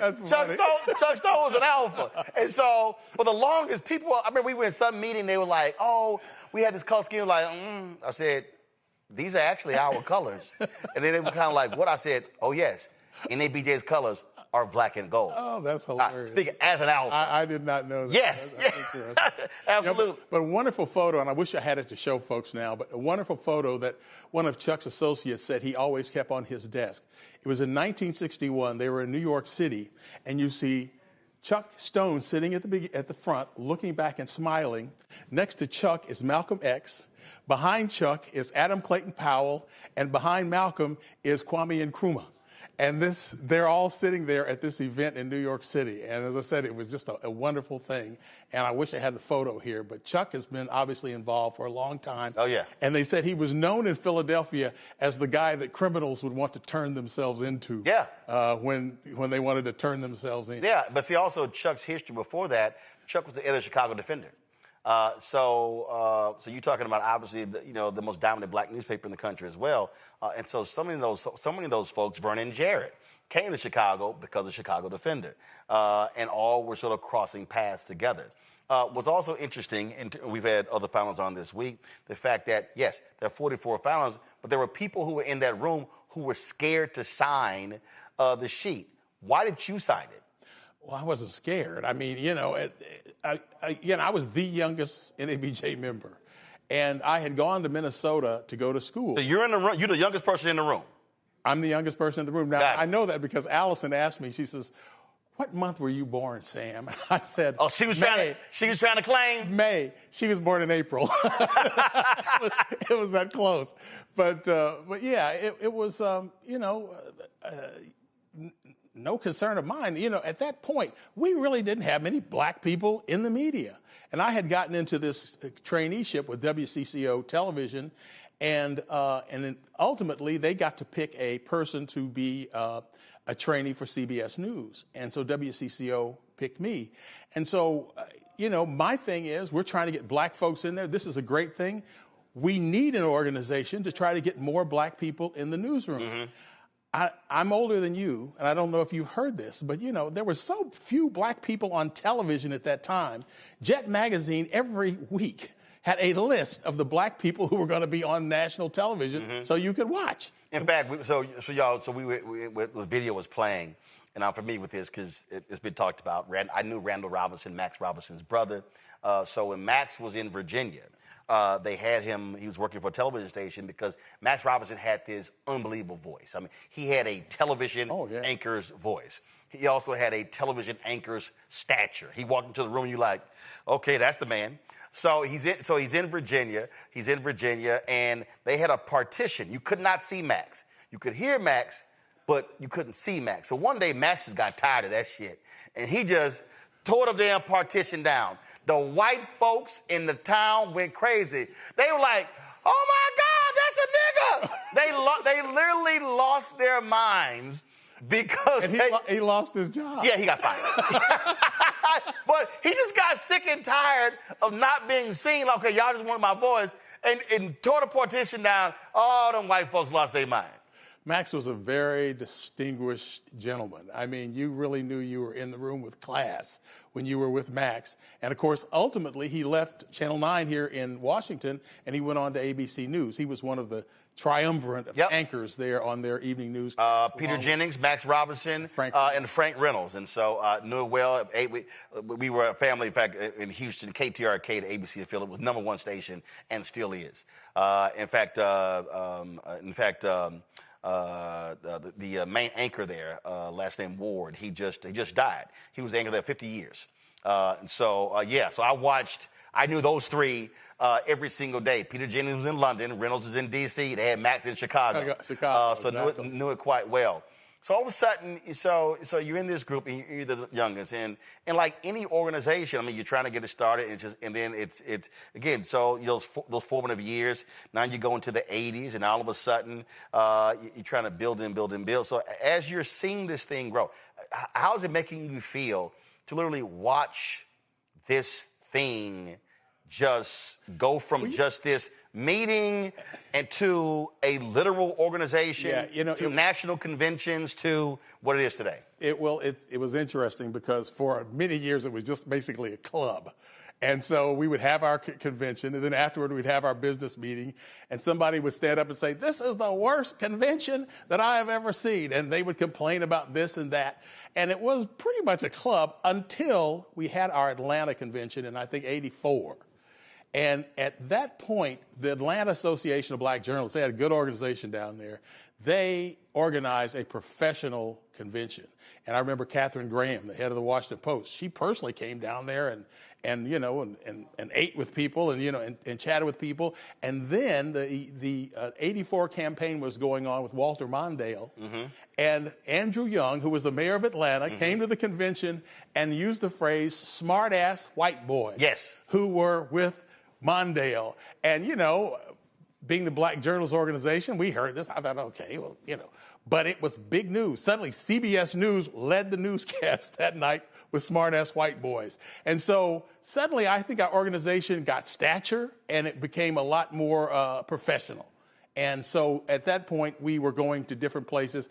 And, now I don't know, because I'm not in the leadership of the organization anymore. I am. Well, that's right. I'm on the board. Congratulations. Yes. That's right. I'm back. That's right. Fourth time. So what do you want us to do? Well, no. I was just saying that what has happened is that the organization is much more professional. Yep. Doesn't really matter where we meet.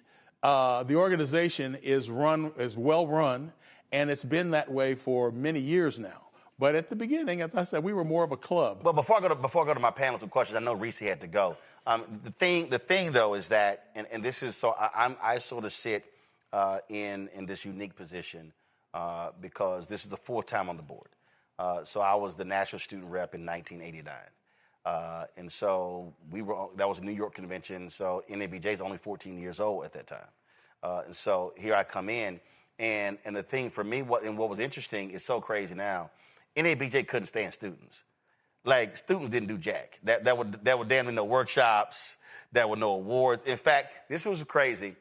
We're at the Apollo Theater. They announced, first of all, the student election wasn't even on the agenda. It was like, oh, it's a student election? So I had to literally force them to actually do that. Then when they announced the new board, they don't even mention me. Like, I'm sitting in the Apollo Theater like, oh, so we're just going to bring up the whole board? Then it gets it worse. So then we get back, they send the letterhead of NABJ out. I'm not on the letterhead. Now, the problem is, so everybody thinks I was the first. I wasn't the first. There was a woman who was before me. She never showed up. For the longest I knew her name, I can't remember her name. So she was actually the first. I don't know what the hell. She literally I've never met her. She never showed up. And so they were just like, he gonna be the same. Nah, that wasn't the case. I made them destroy all of the new letterhead unless they put my name on it. And I said, and if you don't, I'm going to get a pen and write my damn name on every sheet of paper. They were like, damn, we got to order some new letterhead. So when you talk about how the organization has grown, what I want us to get back to is what I call, and King talked about in his book, Chaos of Community, Where Do We Go From Here, when he called it the Negro press to remain, to be substantive and militant. I don't see militant as a bad word. I believe we have an obligation, just like when Trump was there. I was extremely vocal about not letting that man come to our convention and lie to our face. And my whole deal is, I believe in challenging elected officials? Absolutely. But I said, but you don't let somebody come in your house and disrespect to you and lie, and then you just go, well, I'm just go ahead and let it. Well, we disagree on that, quite honestly. But one of your producers brought this up. This was the Chicago convention. This was when Trump came. I'm looking at this paper. Then I look and realize that's me. See? Right here. See? So we're job you because he was lying. He was lying, but he always lies. No. But here's my whole point. The problem, because what happened was the night before I was on MSNBC, Jason Johnson was hosting, and this is what I said. I said, Jason, tell you right now, if Trump lies and nobody on the panel correct him, you're going to hear me correcting him. So what happens is, so he comes in, he immediately starts lying, and I'm on the front row going, that's a lie. Like, literally, he is not far from me. So Drew Barry, who was our executive director then, he was like, Roland, pipe down, because they're going to throw you out. I said, who the hell is they? I turned to Drew, I said, this our shit.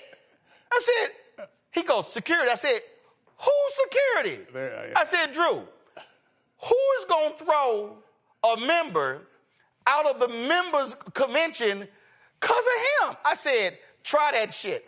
So as a point there, you actually roll back the video. He's like, oh, this guy must be one of Kamala's people. Because I was like, he lying.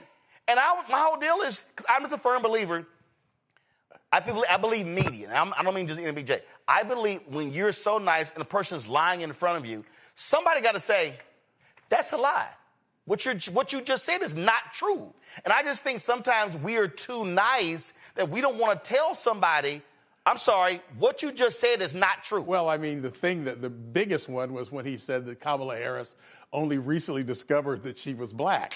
And, of course, we were shocked that he said something like that. He understands race, though, I can tell you that. Of course he does. And but the thing was, Rachel Scott, who was the ABC correspondent, said, well, she was a member of AKA, a black sorority, and she did attend Howard University to, sort of knock that down. Of course. But the things he said was amazing. But I disagree with you. I think if the president of the United States, or who might be the president of the United States, wants to come and speak to us and tell lies, I think we're an organization, we're a journalist organization. Right, but what I'm saying is, well, first, my objection was, first of all, and I told our then president this, first, because when I got word, I was, one, offended there was not a black male journalist on that panel. That's Good one. point. Yeah. Two, and I literally told Ken Lemon that. Two, I was offended that we were in Chicago and there was not a member of the black press on that panel. And I said to him, if you had a panel of 4 black men and not a sister, I said the sisters at NABJ would be lighting your ass up. I said, so I had a problem. I had a problem there. And so the issue for me is not, the issue for me is that if you're going to invite a known liar, then you better have folk there who are prepared to challenge every lie and not allow the lies to be told. Last point before I go to the panel, I also was greatly offended that they allowed Harris Faulkner of Fox News to be on that panel, especially when she wasn't even a member. So my whole deal is, no, if you can't pay your dues, you ain't sitting your ass on that stage. Yeah, I felt that might have been some deal made to get him there. Right, and my whole point is, we don't make deals. Yeah. And if she want to be on that panel, tell her to send that check. That's just me. That's just me. Let me, Greg, your question for Sam. Yeah, thank you, Roland. Man, really enjoying this conversation. And thank you, Brother Ford, for being one of the founders, and it's an honor to be in conversation with a living legend. The brother that you mentioned at the beginning of that brilliant short film, I'm going to show that to my students, in fact, the great Reggie Bryant. I knew Reggie Bryant, Philadelphia. Yeah, Reggie Bryant. He was the first, great radio host. First national black program, really, was hosted by him. WHYY. Absolutely. Philadelphia. Yes, sir. Yes, sir. And he spent, as you know, as you both know, as you all know, spent time in black radio. When I came to Philadelphia in the early 90s, he had a show on WHAT called In Pursuit of Truth. And the question I want to ask you is about the current generation and future generations and preparedness. Reggie was so brilliant in his questioning and his debate skills and his conversations because I think in part he was so very well read.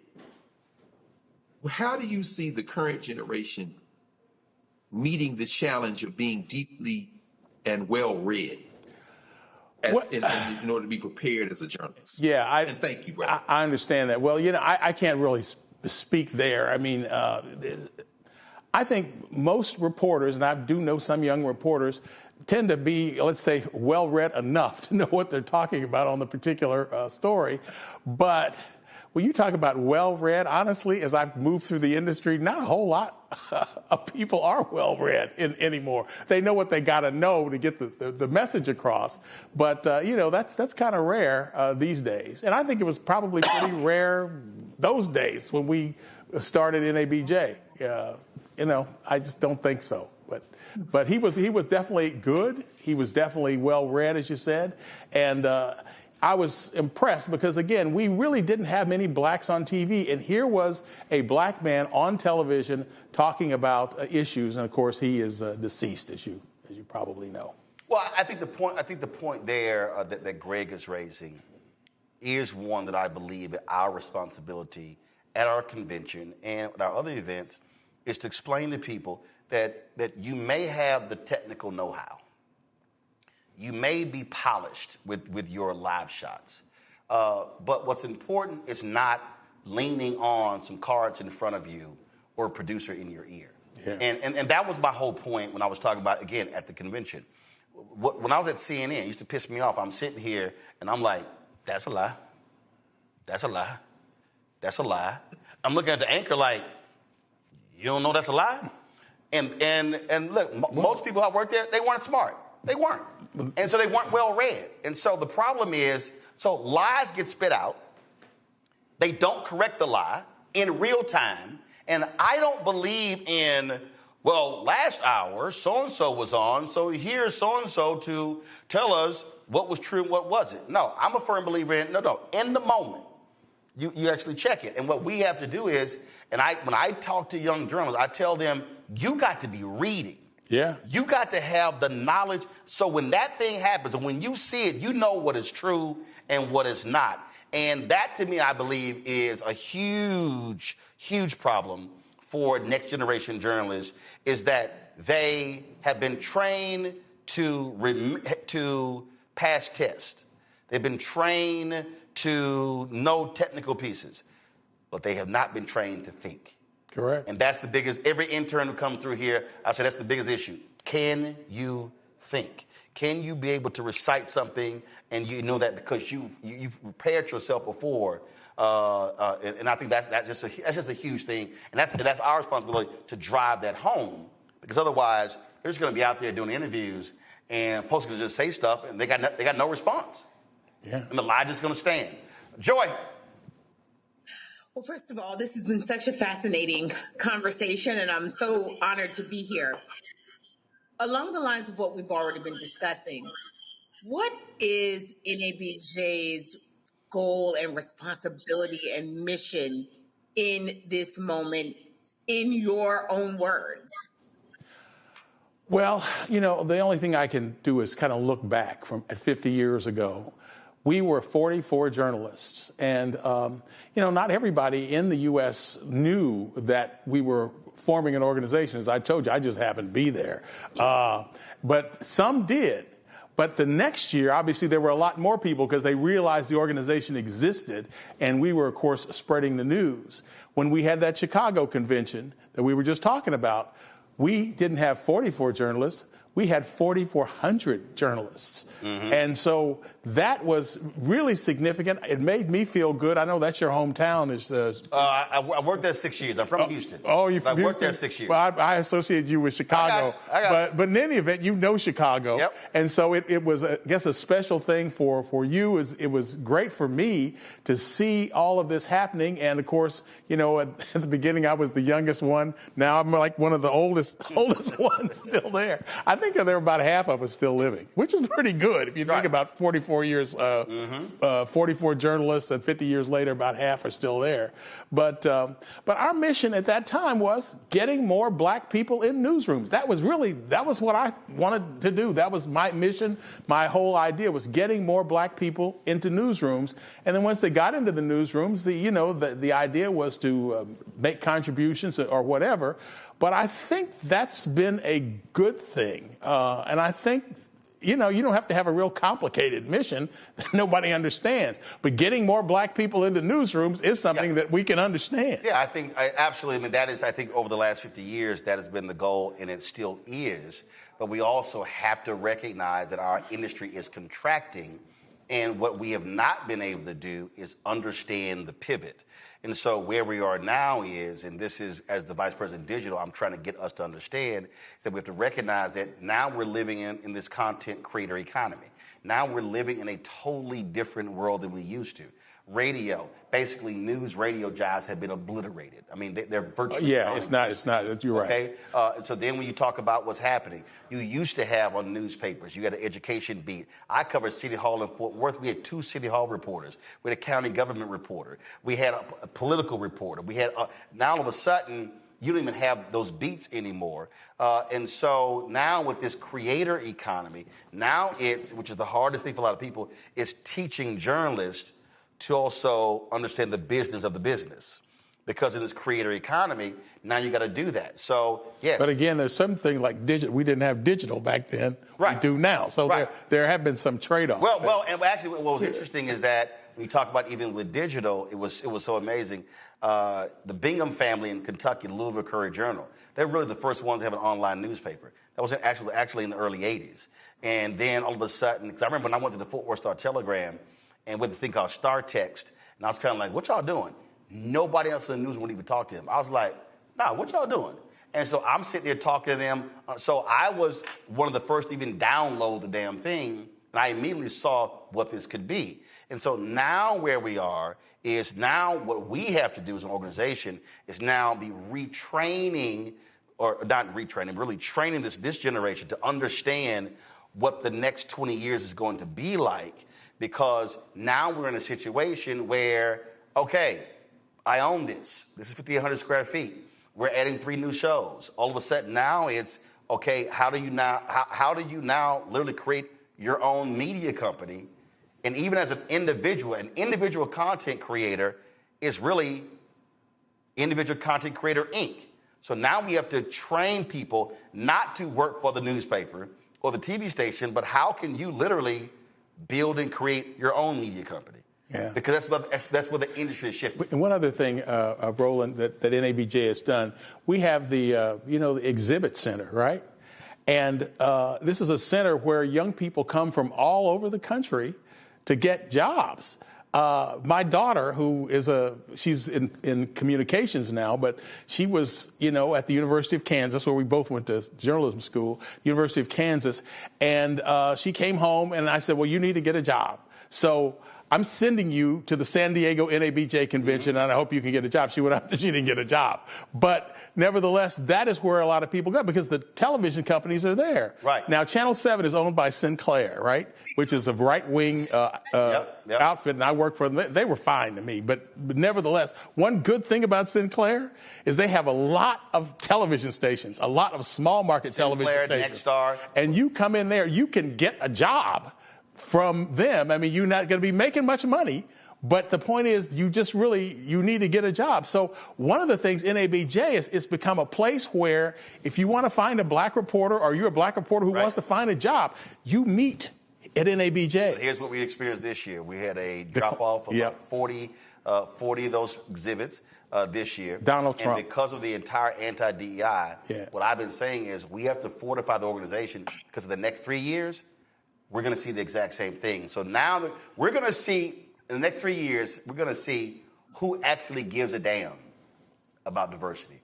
who actually cares about hiring talented black journalists, and who was doing it just because of the climate. So the climate we're living in is real. Well, I noticed, though, I was thinking about that, but Sinclair had a big operation at NABJ this year. Fox News had a big operation at NABJ this year. So, yeah, I mean, but the point is, at some point, if you're a black reporter, you want a job. If you're a company that you want to hire black reporters, because you need black reporters if you're covering the news in these cities.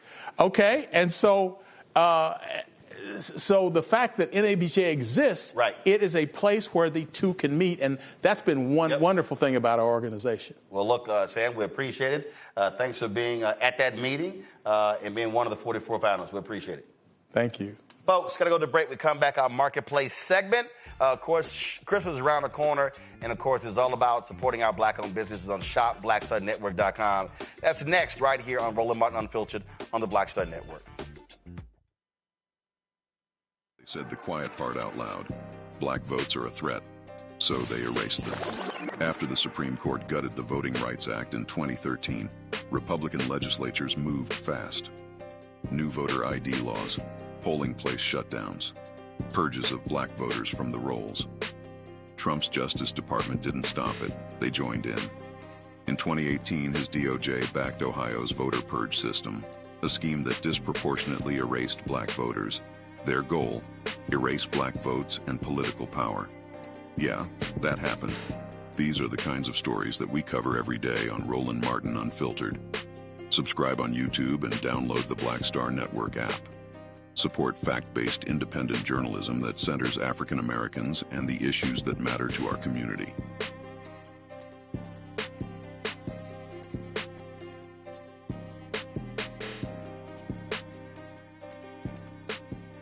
If in this country right now, you have people get up in the morning and the only thing they can think about is how many people they can hurt, and they got the power, that's the time for mourning.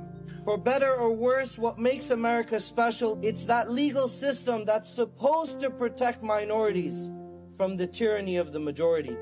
We are at a point of a moral emergency. We must raise a voice of outrage. We must raise a voice of compassion. And we must raise a voice of unity.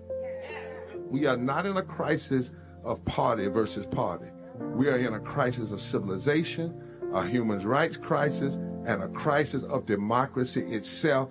And guess what? You've been chosen to make sure that those that would destroy, those that would hate, don't have the final say. and they don't ultimately win. Michael McMillan, President and CEO of the Urban League of Metropolitan St. Louis, and you are watching Roland Martin Unfiltered.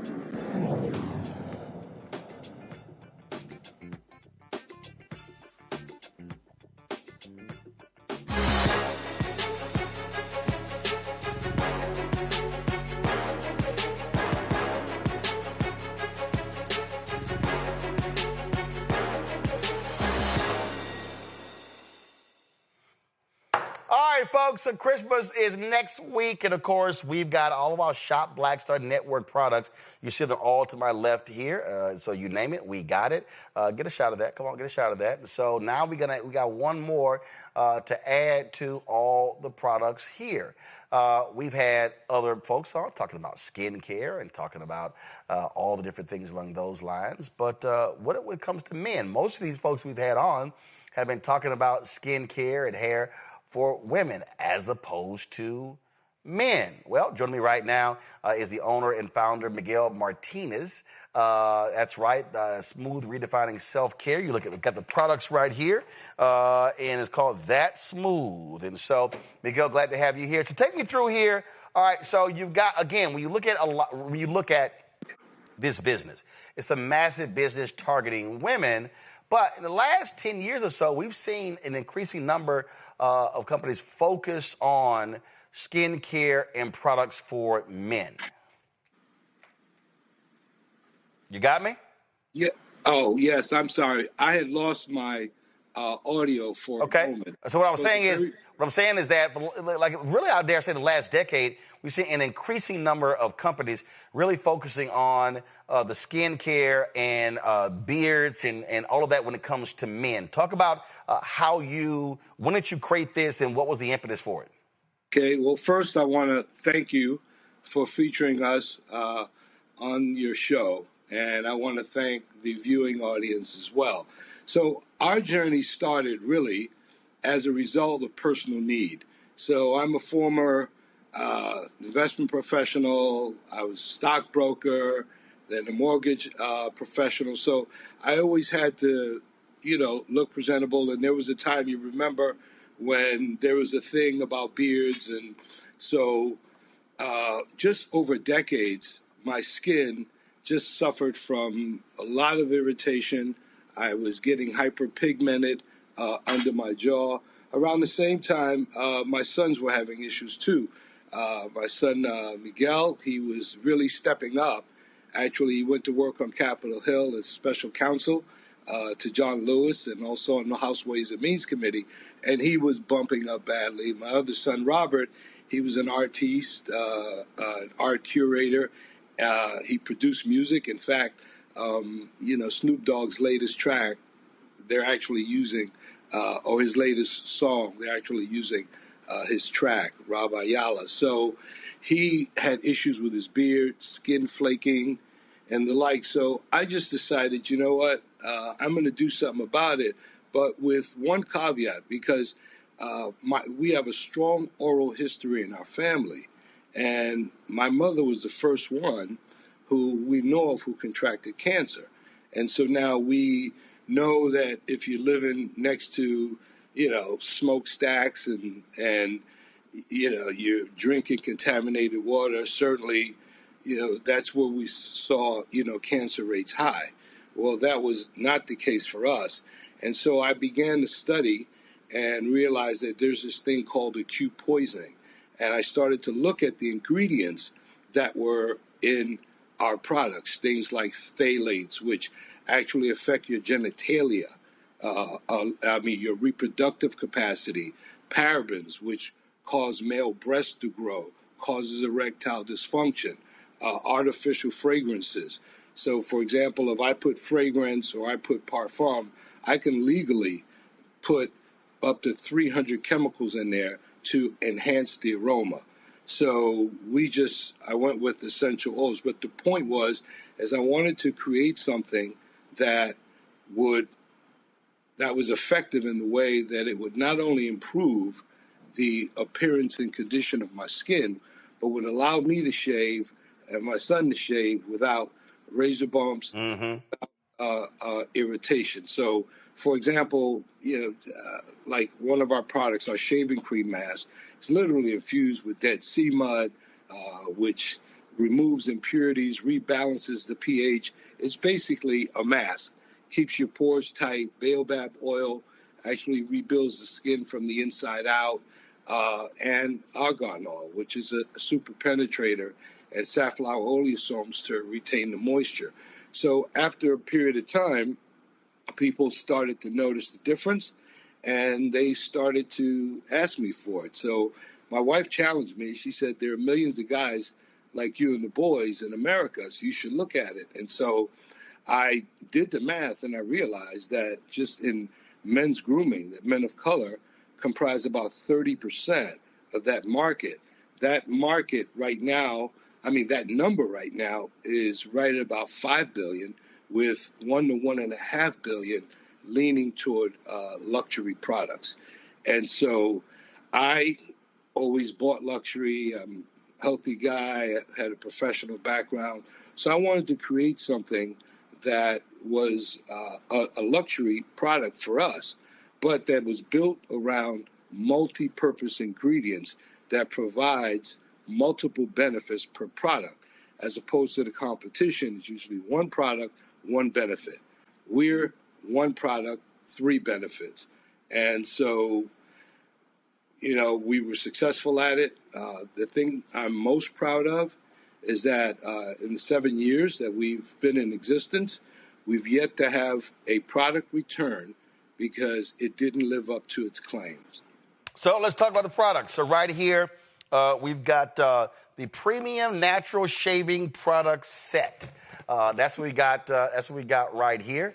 And so we got the pre-shave oil, shaving cream, aftershave balm. So walk us through that. So shaving. Why should we be using a pre-shave oil? And why should we be using an aftershave balm? Explain that for the folks who just simply just shave and they move on. Right. Well, and obviously, and I'm taking the skincare approach. So for us, but it's especially important for men with textured hair.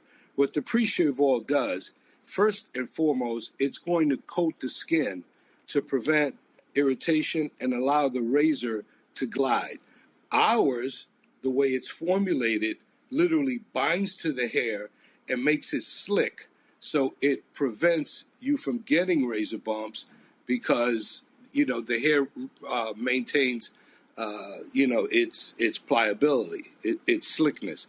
And I would say prior to that, of course, is we need to wash our face and always apply a hot towel, like these commercials that we see, and we have to go way back. I had an uncle who I would just watch him groom. And I remember, going to the barbershops when I was younger in Harlem, and I would watch him, wrap towels around the face and apply heat. And so it's important first to start there so that we make the hair pliable. And then when you add the pre-shave oil on, that's going to coat you, keep the hair slick so that it doesn't curl back in when you're shaving. When it comes to the shaving cream, again, as I indicated, it doubles as a mask, a Dead Sea mask. So a Dead Sea mud mask, forgive me. And so the important thing was I wanted to create something that had the thickness, the viscosity to hold up to very textured hair. That's number one. All these products that I was using for decades, the reason why I was suffering from tremendous irritation was because they didn't hold up, bottom line. So I needed something to literally hold up to prevent, again, irritation, and most importantly, to keep my hair in line so that it would prevent me getting razor bumps. But at the same time, so when I apply it, I literally apply it all over my face and all over my stubble, and I shave, and then I allow what's on my face to dry. And in so doing, just by doing that a few times, giving ourselves a facial.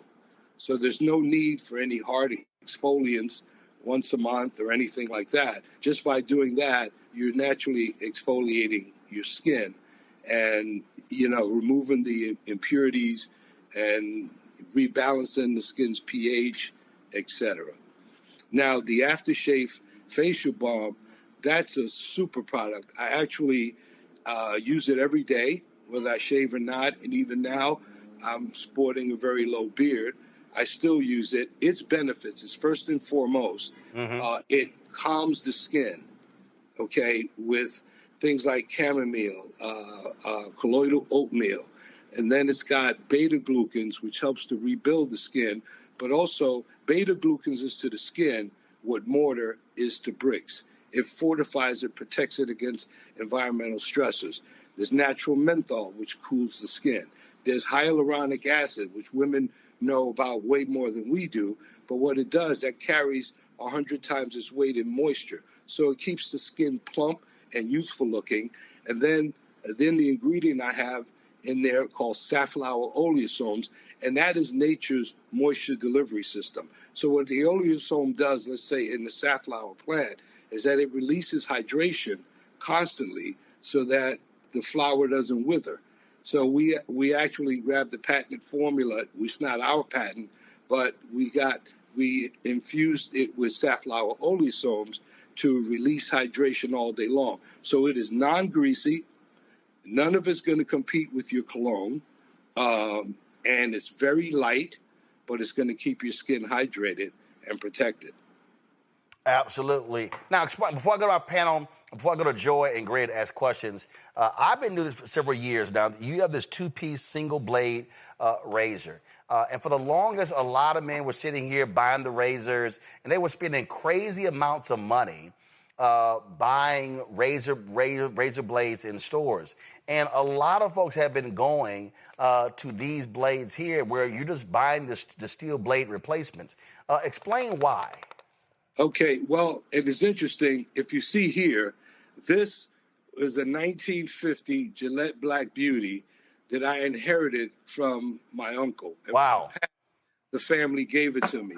And even before that, you see this straight razor, and this is 100 years old. Now, that bad boy was used for some other stuff, too. We're not going to go into that. That's right. It started to go out of style in World War I, because in World War I, they had to wear gas masks to protect from chemical warfare. But the reason why that razor is so good, first of all, it does have new technology. I don't know if you open it up, you'll notice that it's got a heavy handle. Yeah, this is a very heavy handle. It's got a knurled handle, so even if your hands are wet or soapy, it's not going to, and I was going to take, it's a two-piece, so you turn it upside down to open it. I got it. As opposed to three pieces, and you just stick it back in and just put the blade on, roll it back on. But the benefit, the real benefit to that razor is that first and foremost, it's perfectly weighted so that you apply zero pressure to the blade. The other thing is with the closed comb and the design that it has, it's not going to put too much of that blade on your skin in order to irritate it. So it's going to give you a very close shave without irritation. All you do basically is you tilt it 30-degree angle, and you take short strokes, and you spin it and take short strokes.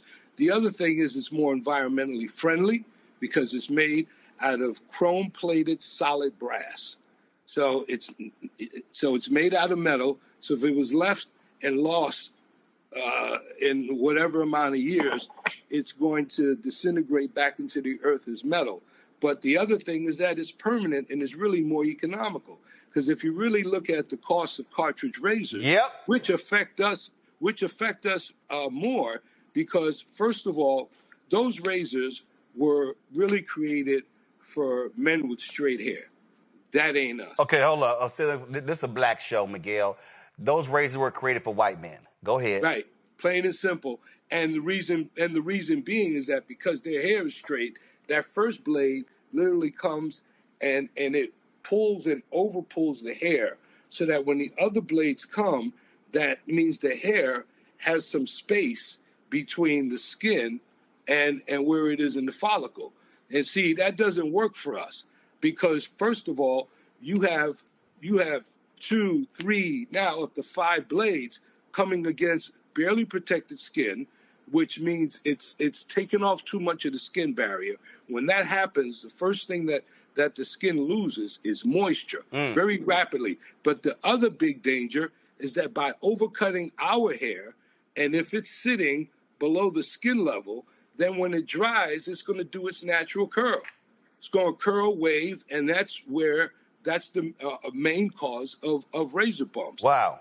And I speak to a lot of young cats that, man, I'm afraid of razor. I said, first of all, groom shaving was invented in Egypt by men who look like us. Come on. So we created the game. We were the first groomed people on the planet. So it's not that, it's technique. And if you look at pictures of your grandfathers and your great-grandfathers and great-uncles that were shaving, you don't see them bumped up.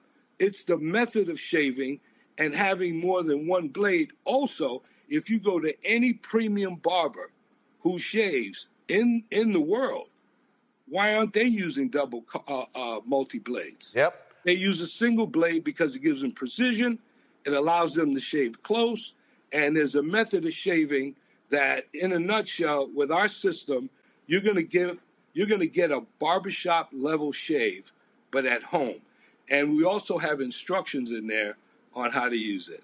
Greg, first question, Greg, from Miguel, with that smooth. Man, that this is an amazing conversation. You're absolutely right, Brother Miguel. I've been to Egypt a dozen times, Kemet, and led tours, and what you don't see on those walls is men with beards. Usually the beards are the foreigners. So I mean, but the shave is tight, and across Africa, where are the bumps? The fades are tight, man. So I want to ask you. I wanted to ask you about your mother, and I wanted to ask you about your beloved Harlem. And when you lifted up that straight razor, of course, I thought about Bumpy Johnson. And so I want to ask you about the. No, I wanted to ask you. See, you so cool with it. I've been looking at the website.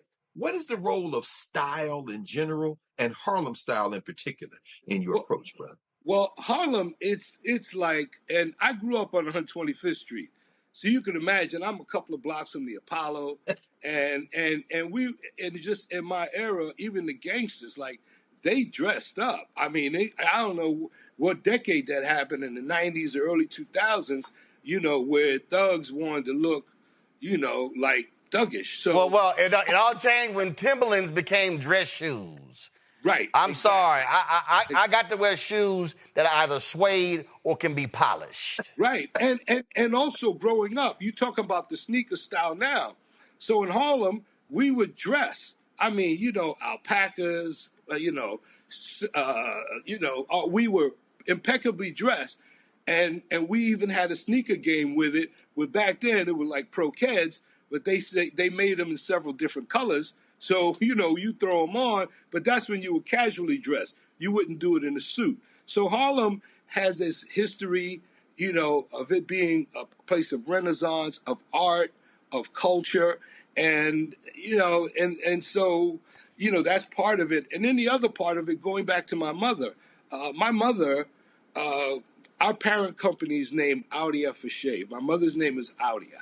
Okay. And, she's Black Puerto Rican. My father's Afro-Cuban. And so she just always wanted us impeccably dressed. In fact, I saw pictures, and when I went into my professional life, and when I was looking at, having to dress the part, I was like, man, like, mommy had me dressing this way when I was 5 years old. I mean, French cuff shirts, cufflinks, bow ties, braces, wingtips, split-toe shoes. She would have our clothes custom made even, and she was at the door making sure that we looked presentable before we left. And if not, she would send us back to do it. Now, she didn't necessarily care how we looked coming home as long as our clothes weren't ripped up, because she knew we were all athletic. But so she really set that standard for grooming, because she said to me that I'm never going to get a second chance to make a first impression. And most importantly, she just put in me that ability to dream. I remember watching a television show, I don't know, Father Knows Best or something like that, and I saw the way they were living. And I said, so, Mom, what's it going to take for us to live that way? And she said, well, first of all, you have to do great in school. And I'm like, okay, that's not a problem. She said, but then you have to go to this thing called college. And I said, okay, is that another school? She said, yeah, but that's a school that you have to pay a lot of money for. And unfortunately, I won't be able to pay for it. But she said to me that there is nothing that's ever been done by any human being on this planet, and she's a Christian, short of Jesus Christ, that not accomplish it. So as long as you set your heart and your mind and you keep committed to it, then God will show you a way. And so, and he'll get you, to college. And that's how I wound up at first, the basketball scholarship in Texas, but then I transferred to Howard University. Well, first, it's so funny. And carries me to this day. It's so funny. Before I go to Joy, when I look at this this brush, all I can think about, my dad had like a coffee mug, and then exactly. And you know how you would sew the soap, the hand soap, and then it'd be like that little piece left. They would simply crush that up, take that brush, put some Greg laughing up. Put that brush in there. Oh yeah. Put that brush in there, and that was the shaving cream. So Miguel, I understand because my dad used to get clean and dressed up to go grocery shop. I'm like, exactly. He just going to the grocery store.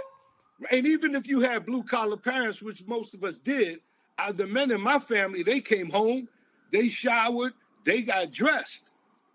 Right. Even if it was to be at home. Or just to go outside. He would shake it, clean up, get dressed to go grocery shopping. I was like, where he going? Oh, he come back with some grocery bags. I'm going to throw some sweats on. Joy, what's your question?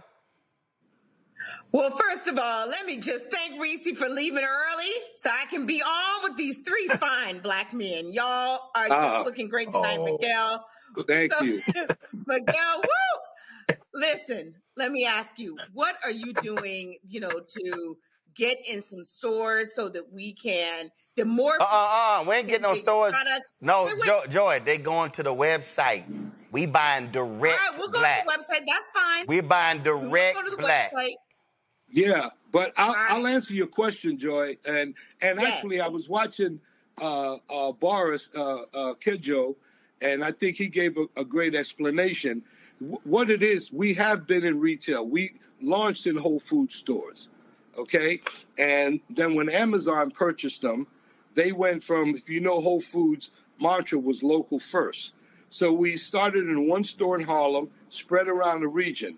Amazon comes, purchases them, and they go national first. On top of that, they didn't want to give us exposure on the website, and they had this marketing or merchandising deal that we had to do, which I felt that it was a loss leader.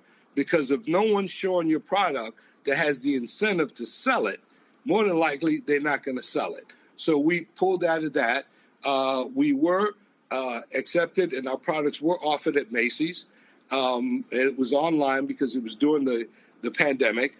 And we now do have product that's being sold in bulk department stores from Maryland through Texas. But we're not renewing those relationships. And the main reason why is, and this is what our people really, really have to get, and that is when I'm dealing with a retailer, okay, first of all, since the pandemic, nobody's afraid to press a button. You're going to get what you order. Number two, the deal with a retailer is this. We are sending our customers to the retailer, and then the retailer maintains the first-person relationship with our customer. So even if I'm stocking a retailer, okay, and let's just do the math. You give up 50 cents on the dollar just to establish the relationship. There you go. You have to come up with additional capital in order to put end-of-aisle displays on, to put visual collateral up. All that comes out of our pocket. And then third, they want us to spend tens of thousands of dollars to market to you to send them to their store. And I will never have more than a second person relationship. Right. So you're going to take it off the shelf But the reality of it is I have no way of communicating with you. We don't have a one-on-one relationship. Right. So you actually can't collect data. Number, and that's the big one. Yep. So therefore, by going direct to consumer, we establish a one-on-one relationship. We have data readily available, instantly, daily. And the other thing is, when we now have the pricing flexibility that we lost with the major retailer, so that we can offer special pricing and other things. We can run specials when we want and things of that nature. And then the biggest thing, and Roland, you're big on this, and this is why I'm such a fan. You see, black people have to understand that there's a difference between income and wealth. And let's go there for a second. Black and brown people earn $3.2 trillion in America alone. Left alone, we'd probably be the 5th largest nation on earth. But why is our wealth 1/10 of white people? Well, and it's because through quote unquote integration or what have you, they learned the method to remove our money from our pocket ASAP. Yep. And so we're earning this money, number one. Number two, thank goodness, because when the internet got live, that's when I saw it as the great equalizer. Yep. So now we can put in whatever you want, and you can finish it by a black-owned company, a black founder, what have you, and you're going to get a list of everything. Heck, we're even building cars in Atlanta.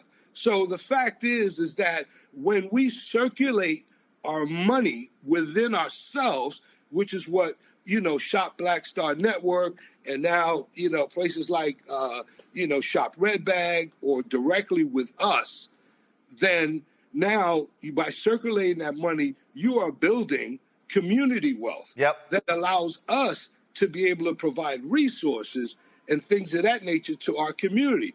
We don't have to worry about DEI.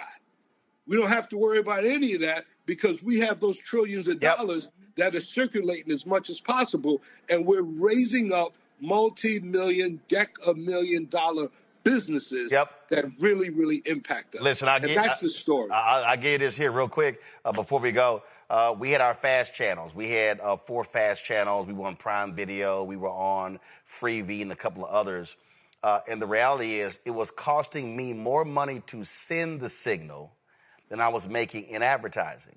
And what they wanted me to do, they wanted me to go hardcore to promote, watch Roland Martin Unfiltered on the Black Star Network on their channel, but I wasn't the one making the money, and I couldn't even sell my own ads. They sold the ads. So I canceled the channels. That's why I canceled them, because I would rather tell people, go to my YouTube channel where my economic split is actually greater than what their split was. But again, what I keep telling people, Miguel, when you understand the money game, then you understand how business actually works. Folks, the product is called That Smooth. I want y'all to go to shopblackstarnetwork.com. If y'all are buying Christmas gifts, hey, this is a great gift for the men in your family. You got some teenagers, they start shaving, uncles, cousins, you name it.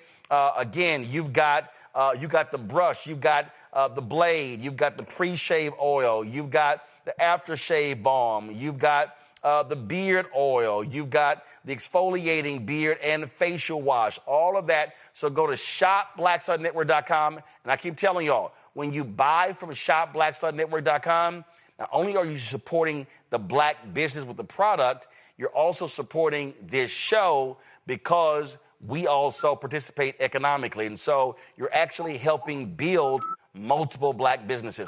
Miguel, we appreciate it. Congratulations on the product. Thank you so much. I'm going to be trying. I shaved before I came on the show today. I shave every other day. So I'll be trying out your razor on Saturday. Yeah, please. And listen, I'd love to hear from you and tell me your experiences. Of all the hundreds of reviews that we have, we average a 4.8 out of 5. And just one last thing, too, for our women who shave as well. Women love the product because when they use the shaving cream, they also use it as a mask, but also by shaving under their arms, the last thing a woman wants is to raise her arms and her pit be darker than the rest of her skin. So it's all about the hair texture and not whether it's a male or female. Yep. Your texture is just like ours, and y'all shave more of your bodies, those of you who do shave, than even us men. All right, that's smooth. ShopBlackStarNetwork.com. Miguel, we appreciate it. Thanks a lot. Thank you. It's my honor and a pleasure. Thank you very much. Let me thank Joy for being on today's panel. Let me thank Greg. I'm not going to see y'all before Christmas. Y'all have absolutely Merry Christmas, Happy Kwanzaa, anything, what was it, Hanukkah? What else we got? All the holidays mixed in. So whatever y'all celebrating, do all that. Y'all enjoy yourselves. I appreciate it. I will see y'all. I just bought a shaving kit. There you go. That's all. That's what from ShopBlackStarNetwork.com. That's what I sure did. That's what I'm saying. So we appreciate that. So thanks a bunch, folks. Y'all have a fantastic holiday. I'll see y'all, of course, after the new year. To everybody who's watching the show, thank you so very much. Don't forget, support what we do. I'm telling y'all, y'all have no idea. I'm telling y'all, we about to blow this shit out in 2026. Okay? Y'all, I'm not joking. Okay? We're literally launching a new daily news show. Brittany Noble's going to be hosting that show. We just hired a producer for that show. Dr. Ebony Hilton, yeah. She's going to be hosting our weekly health show. I'm going to tell y'all more about that. We got that. We completely rebuilt. If y'all pull up in the control room, pull up BlackStarNetwork.com. I hired a black-owned company out of Los Angeles, Quantasy. We completely rebuilt BlackStarNetwork.com. No, guys, pull up BlackStarNetwork.com, not Shop Blackstar. Pull up BlackStarNetwork.com. So if you pull up BlackStarNetwork.com, what you'll see is how we completely did that. So you're going to be seeing more stories. You're going to be seeing a lot of the interviews that we do here in written form. This is it right here. You're going to be seeing original reporting on there as well. A lot of y'all have been subscribed. Some of y'all have been getting our newsletter in your email. We're actually expanding that. We're going to be launching newsletters for multiple shows. We're building all of that. You got the 2026 election. We're going to be doing multiple town halls all across the country, hosted by me and others. I was talking to somebody today. I can't go through it. No, go back to the website, y'all. You ain't got to show me. Somebody today who I'm going to be hiring to be the editor of the website. And so when you talk about columns and other things, all of that, here's a perfect example, y'all. Happened today. Now that's the app. Now, some of y'all have been saying, what happened? The Black Star, now you can come back to me. The Black Star Network app disappeared. We're switching providers because the other one was too costly. We got a better deal and better functionality. So we're going to be rolling out our new Black Star Network app next week as well. So all of these things are happening. And I'm telling y'all, it's amazing. Because let me tell y'all what happened. Yesterday, Blavity did a story based upon the Washington Post story about the president at University of Maryland Eastern Shore suing the professor for defamation. Then Black Enterprise saw the Blavity story, and they posted their Instagram channel today. Then another Instagram page, Black Something Culture, they posted the same thing. We interviewed her a month ago. We had the exclusive. So what we're going to be doing is we're taking BlackStarNetwork.com, and that is going to become our news portal. That's going to become our Black News Wire. You got Associated Press, that's what Black Star Network is going to be. So I'm telling y'all right now, it's some amazing things. So when you support this show financially, I went to the post office today, probably had about 30 or 40 checks and money orders in there. When you support this show, Black people always talk about, we got to have our own. You got New York Times, you got CNN, guess what? We ain't waiting. So we got this show, another new daily news show, adding two more weekly shows. Then we're building up the website. We're going to be completely building out this Black News and Information Network. That's what we're doing. So when you give, that's what your dollars are going to support. This week alone, I've already hired 3 people. I'm about to hire a 4th person. I hired another person. So literally, we've got 5 new people who are going to be joining our team in 2026 that we didn't have in 2000. No, not 5. We're going to it's not 5. I'm sorry. It's going to be 7. 7 new people who are going to be joining our team in 2026 that we didn't have in 2025. So when our anniversary, September 4th, when you saw me saying, hey, let's raise $1 million, this is what I'm talking about, okay? I just pressed the button yesterday where we are doing almost $200,000 in equipment upgrades, all right? Massive equipment upgrade on audio in the control room, new robotic cameras, stuff on the road as well. Y'all, all this stuff costs money.